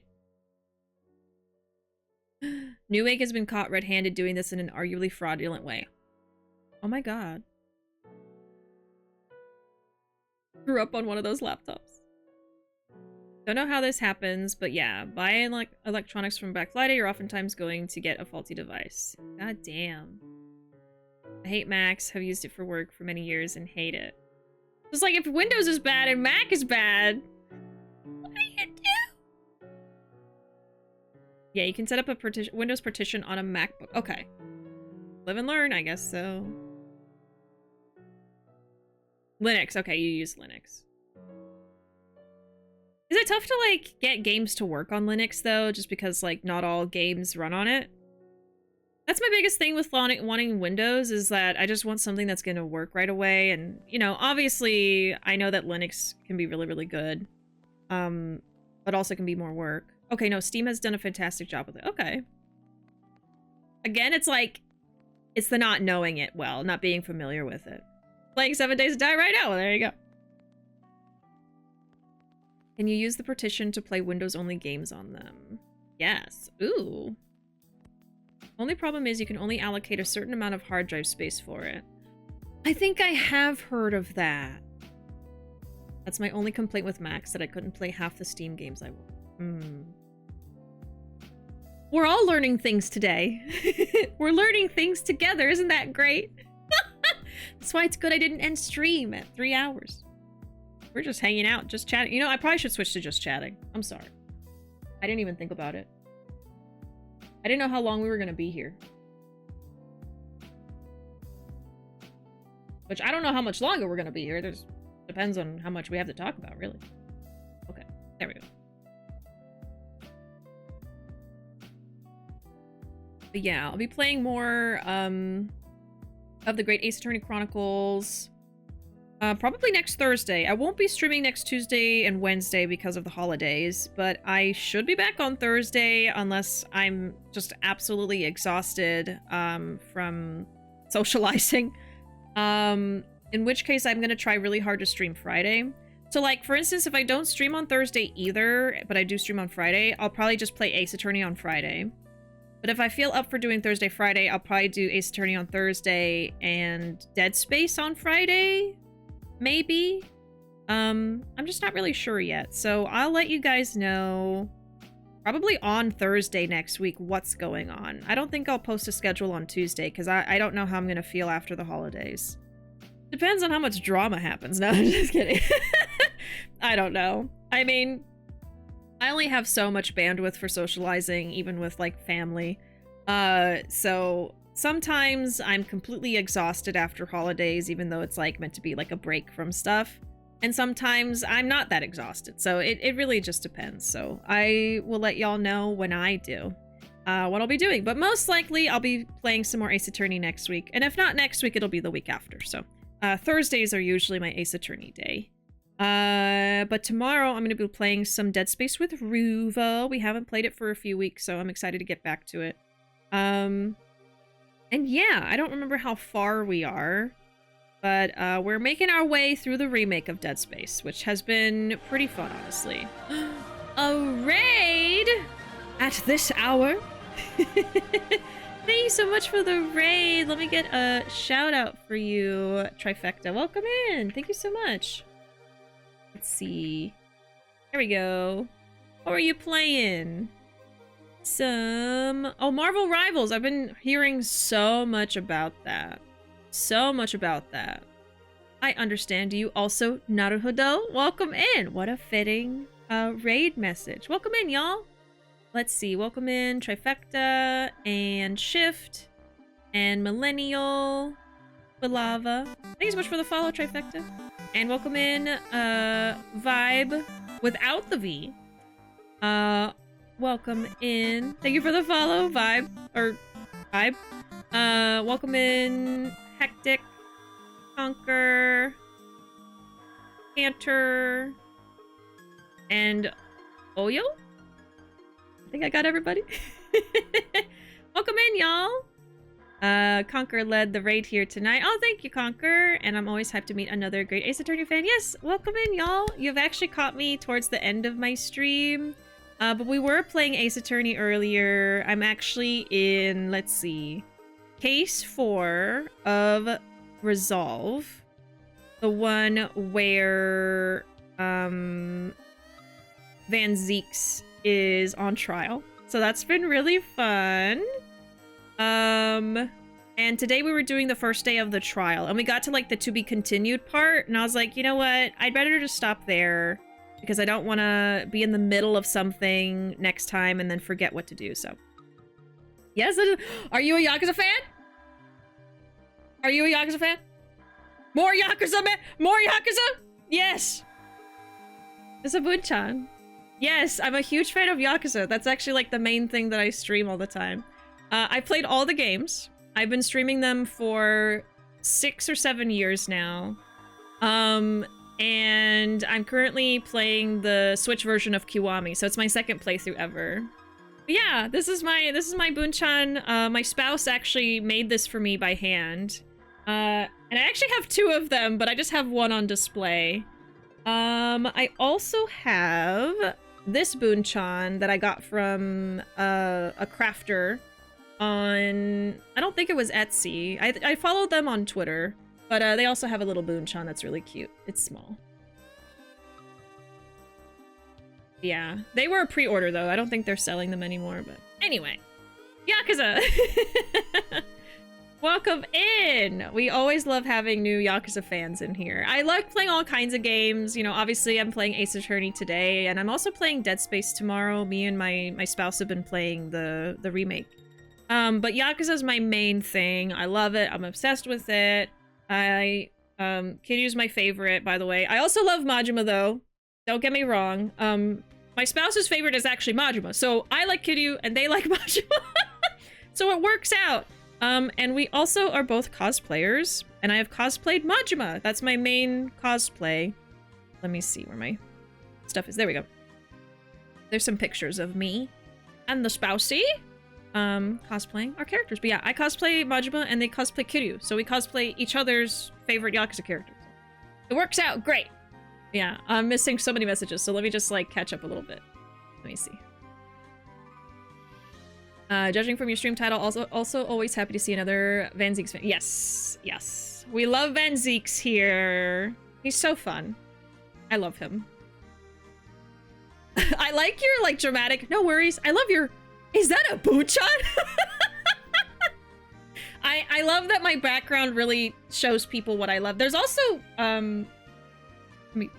do I do this? There, more Yakuza back here. I have some prints of Majima and Kiryu, some more Majimas everywhere. I have the Kiryu and the Majima ducks. I also have some JoJo figures. What else can I show? And I have some acrylic standees of Ryoma and Infinite Wealth Kiryu. They live over there. I also have Ace Attorney Edgeworth standee. So I try to like this, my stream room is like my fandom room. This is where all the stuff that I like gets put. The rest of our house looks very normal in comparison, but this is like the colorful, very busy maximalist room. So I love it. I love just throwing everything everywhere. So a bunch of plushies of things I love. Yes, I have a Swablu. I saw someone commented on that. Swablu is my favorite Pokemon. I also like Pokemon. I've streamed Pokemon before.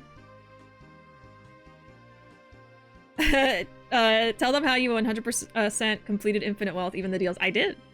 I actually just recently stopped playing Infinite Wealth because it took me so long to do everything. But yeah, I platinumed Infinite Wealth recently, finally. And I also completed the DLC and all of that. So it's the second time I've platinumed a Yakuza game. I usually don't put that much effort into getting platinum, but Gaiden and Infinite Wealth were pretty doable. So I did it. Yeah. Pirate Majima cannot come soon. I know. Oh my god. I just have so many things to ramble about now, but me and Ruuuvo actually finally went on our, that's my spouse, sorry. Went on our honeymoon in October this year. We got married a couple years ago and we went to Japan. And while we were in Japan, RGG announced that they were doing a pop-up in Osaka, and we were going to go to Osaka, and it was perfect because it was a Pirate Majima pop-up. So we got to go to a store in Osaka that had a bunch of merch for the pirate game and just Yakuza merch in general. We got like some shirts, we got a Pirate Majima figure. I don't have it in my room because again, Majima is Ruuvo's favorite, so it's in their office. So I would have to go leave to get it, which I can if y'all want. I can do a BRB and go grab it. But yeah, we just got a shit ton of merch. We got... These are just like for my shelf. I haven't even opened them, but we got like these little CDs, just from, you know, the Yakuza series. It's a Kiryu and a Majima one. That's another cool thing that we got there. But yeah, anyway, I have a lot of Japan stories, but that was like the most exciting like Yakuza related one. So it was just a really great coincidence that they were doing a Pirate Majima pop-up when we went. So it was very exciting. See the Swablu barely peeking out of the cloud puff. I know, it's his little face. That's my favorite Pokemon plushie.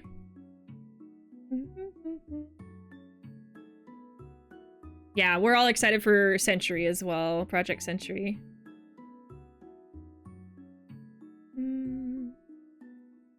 My internet did the thing again, but I'm frozen on a frame of Ryu looking shocked while you talk like a slow down robot. Oh god. That sounds kind of scary. I'll be looking for the eventual raid, but so awesome to meet all y'all Kyodais. Yeah, absolutely. Welcome in. And thank you so much for the raid and for the follow. If you do have to skedaddle, I completely understand. I'm sure you're really tired after your stream. I will be ending my stream at some point soon. I usually go for 4 hours. We just reached a stopping point with the game. So we're just kind of hanging out now. And I'll just end stream when I feel tired, I guess. Oh, Spy the Little Celeste too. Yeah, I was like, which one? For a second. I also have... You can't see this one usually, but I have this little one on my desk in front of me. There we go. And she's so cute. So small and pink. I love her. I love birds, by the way. I'm obsessed with Yakuza and birds. Those are my two big things. Oh, Bishi's one of the coolest streamers you'll meet. More at 11. Thank you, Zoe. I'm just waiting for those Nendos to come out. Yeah. Just a normal Majima shrine. Hey, I've seen less normal. I've seen less normal out there. But hey, who wants to be normal? The rest of Bishi's house is just beige. It's not as busy. It's not as busy. Hey, Pocky, welcome in. Fluffy Swablu. Just saw the Kiryu. What? That's a good figure. Yeah! We have the Majima as well. We have the shirtless Kiryu and the shirtless Majima. Again, the Majima does not live in my room. It's in Ruuvo's room. But yeah, there's a clothed version and the shirtless version.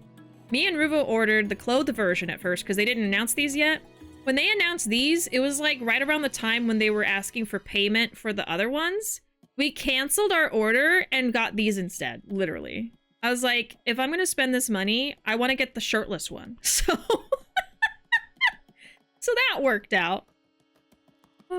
Yeah, I am excited for the new IP. I think it'll be really fun to explore a new RGG crafted world, so I'm ready for that too. They're married? Also went to Japan for your honeymoon. Oh, did y'all go too? Fellow married streamer? Yes, yes. Steal what the spouse is. I could go to the other room and go grab the stuff if you want. If y'all want me to. Does it have multiple versions of Bakumitai? Let me check. It's in Japanese, so give me a second.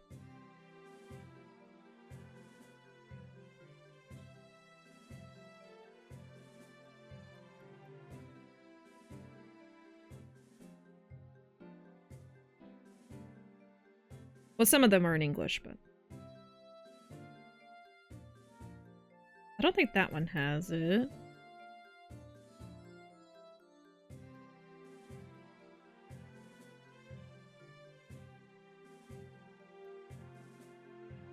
Okay, it has one Bakumitai.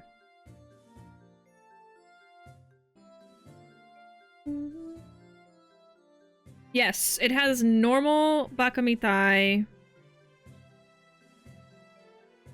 Well, it might be the acoustic version. I can't tell what the kanji at the end are saying.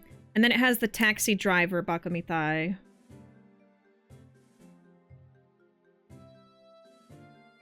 Yeah, so it has. I have two different versions of Bakumitai.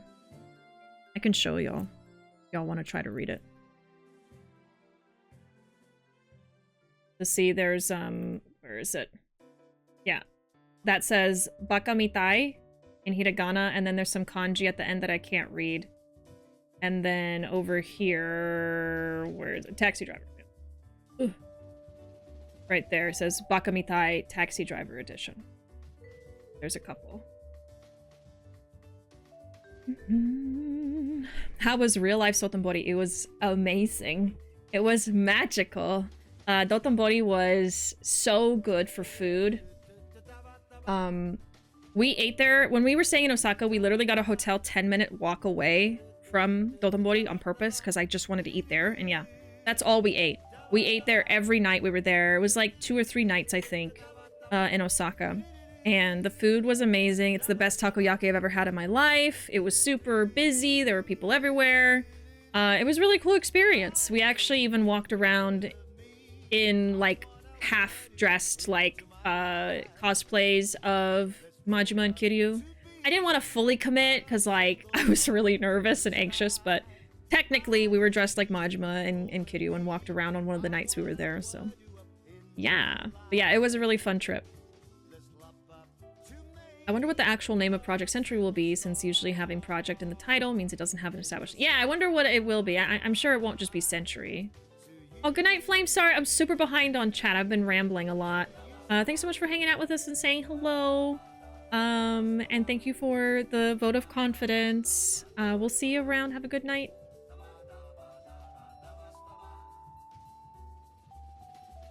I wish I had something to indicate my love for Yakuza on my desk. One day. I want to trade Majima shrine pictures. Yeah, I gotta... oh yeah, with Ruuuvo. I gotta make them take a picture.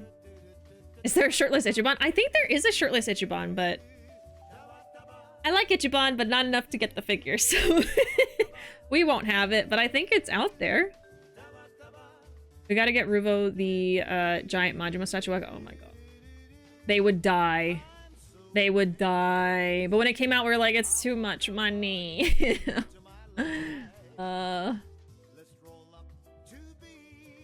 Definitely have to swap Japan stories in the future for sure. Off to post stream care for real. Yeah, yeah.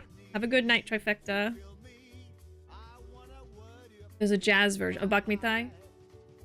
Yeah, I know the acoustic version, Taxi Driver, original, and I guess jazz.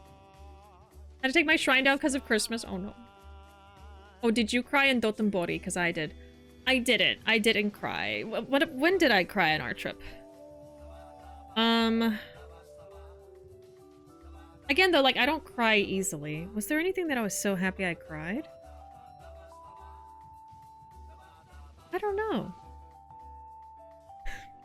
This is so embarrassing, but I'm gonna be honest. I think the only times I can remember crying were from stress. There were a few tense moments. Mount Fuji! How did you remember and I didn't? I cried when we saw Mount Fuji outside of the train window when we were on the bullet train. That's when I cried from like just amazement. But aside from that, yeah, I think it was just the stressful time. There was some moments I was just absolutely cooked. Yeah, Katamari. I love Katamari. I don't cry easily either, but being in Yakuza Dotonbori and thinking of Majima, I did. Oh, it was really amazing and it was really fun, but it was also really overwhelming because there were so many people. We went at night where it's super busy. I resonated with that for some reason. Yeah, I mean, I love nature stuff. I love, you know, natural landscapes and animals and stuff like that. So, when I saw Mount Fuji, it's just this amazing natural phenomena that's just this giant mountain. So it was majestic, honestly. And it was just really interesting because I remember before the trip, I was like, no big deal about whether we saw Fuji or not, because I knew that sometimes on the train it's too foggy to see it. So I was thinking like, well, you know, it's not a huge deal. Let's sit on the right side to see the mountain. But if we don't see it, it's okay. Like I had a very blasé kind of attitude towards it. But then when I actually saw it, I cried. So it's like, okay, I guess I just didn't even realize how affected I could be by something like that. But anyway. And that wasn't even my favorite part of the trip anyway. I mean, it was amazing, but my favorite part of the trip was actually when we stayed at a traditional ryokan in the mountains, which was amazing. But you know, I didn't cry, but I was just like really, really happy, really pleased with it. The food was really amazing and everything was beautiful there and it was very relaxing and it was honestly a perfect like halfway point between Tokyo and Osaka because it was such a nice way to kind of refresh after all the busyness of the cities. So yeah, that was the best part and such a unique experience too. Anytime someone asks me for advice or recommendations, I'm always going to recommend if you can afford it, if you can do it in your budget, do at least one night at a ryokan because it's so cool to experience, especially if you go outside of the city to have one because they do have ryokans in the city, but it's not going to be quite the same experience, I feel like, as actual, like, a place in the mountains where the hot spring water is, you know? Anyway, it was really nice. Got a lot of practice not crying.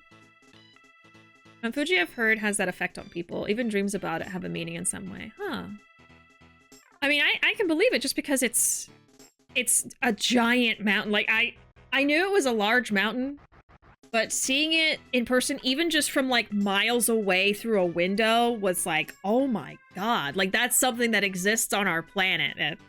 It was cool. It was really cool. That's fun dressing up as them. Yeah, we cosplayed just a couple of times. I mean, it was a honeymoon, so we were more so just focusing on each other and just like having a good time and eating all the good food and stuff and making memories.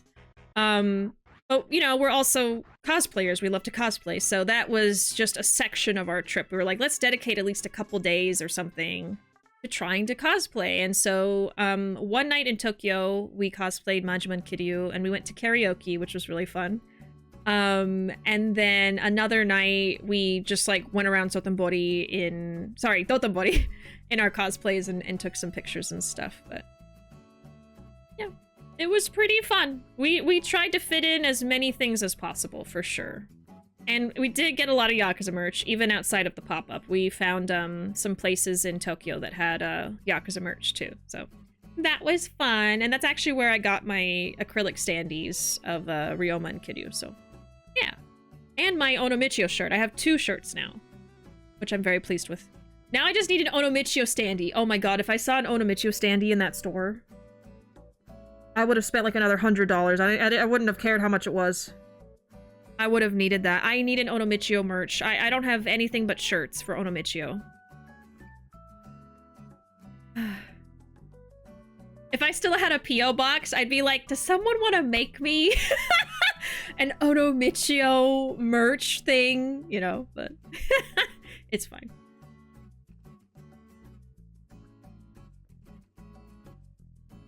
In Japanese culture, dreaming of Mount Fuji is considered a very auspicious sign, particularly when it appears as the first dream of the new year. Ooh, Hatsu Yume. Yeah, Yume means dream.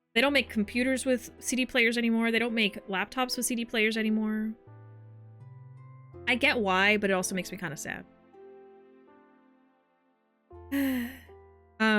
Nowadays you have to buy separate attachments for it, and I haven't been bothered to do it.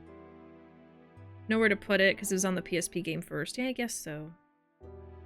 I suppose, but Japan has it.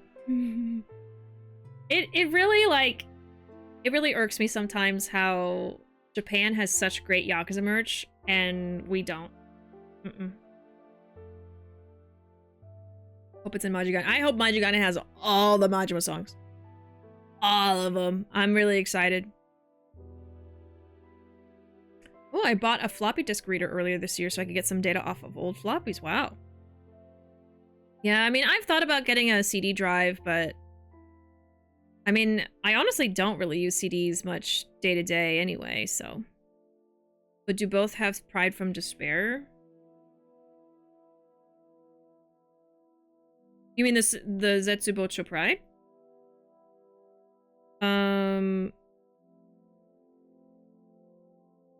Yeah. Majima's has it. Pride.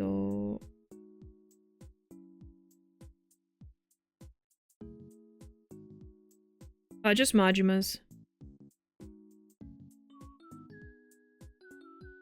Yeah, I wonder if I could read all of the different songs on here. Diamond. Oh, Today is a Diamond is on here. Hands, Like a Butterfly, Brand New Stage. Those are in English. Tonight, Restart from This Night. Judgment. Oh, I forget the Japanese name. The something something 2000 song, because it says 2000 right there. Of course, Bakamitai, 2 versions.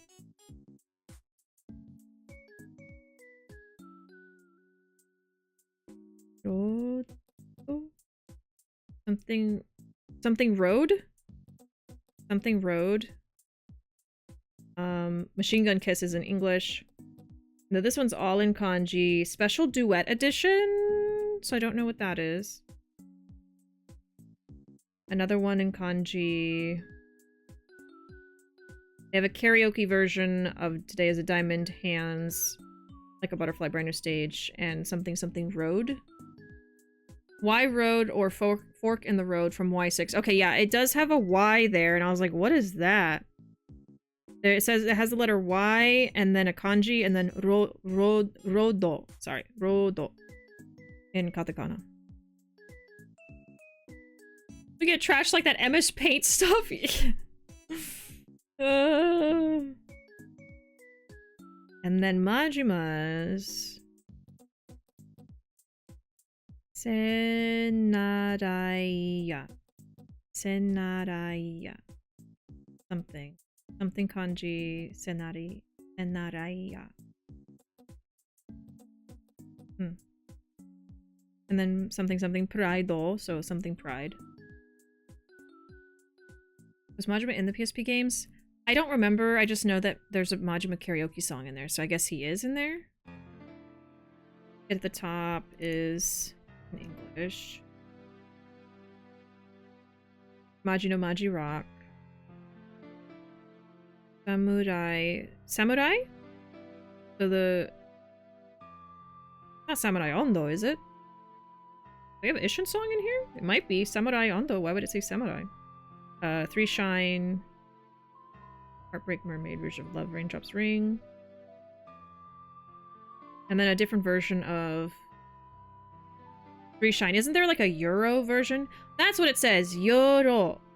I was like, Euro? What is that? It's the Euro version. Euro. And then get to the top. I guess he's got 2 different ones. We got the remix of the end and then something mixed. So they have to get the top from Dead Souls and then another get to the top. And then there's 3 at the end. I don't know. Well, there's 2 really. Anyway. So I'm just like blah, blah, blah, blah, blah, blah, blah. Like, is that very interesting for you guys? I don't know. He's not in the game. The song was a bonus. Apparently the main character of the game sings it, but he doesn't sing it. but he doesn't actually sing it, if you get what I mean. Mission is fun. Yeah, I think it has the Samurai Ondo on here. I'm pretty sure, because it's a song that says Samurai and then Kanji. I don't think there's any other song that says Samurai in the name, so must be it. But anyway, we are pretty much at the end of stream time, so I think I'm gonna part with y'all for now. But we had a lot of fun chatting, and I got some work done in Ace Attorney, so that sounds like a good stream to me. I will be back tomorrow at 9:30 p.m. Central Time with some more Dead Space with Ruuuvo. And, yeah, that's it for me. Yeah, if you want to know what I'm up to, you can follow me on social media. Or you can join the Discord if you'd like stream updates and the like. And there are raid messages. Feel free to join the raid with us. But I'll be back tomorrow at 9:30 p.m. Central Time. I appreciate y'all being here, hanging out with me, sharing your stories with me, talking about your lives here. I appreciate it a lot. And I hope y'all have a wonderful rest of your night. And wish y'all the best. Hope y'all have a good night, good week, good weekend, good holidays. And I'll see you next time. Bye.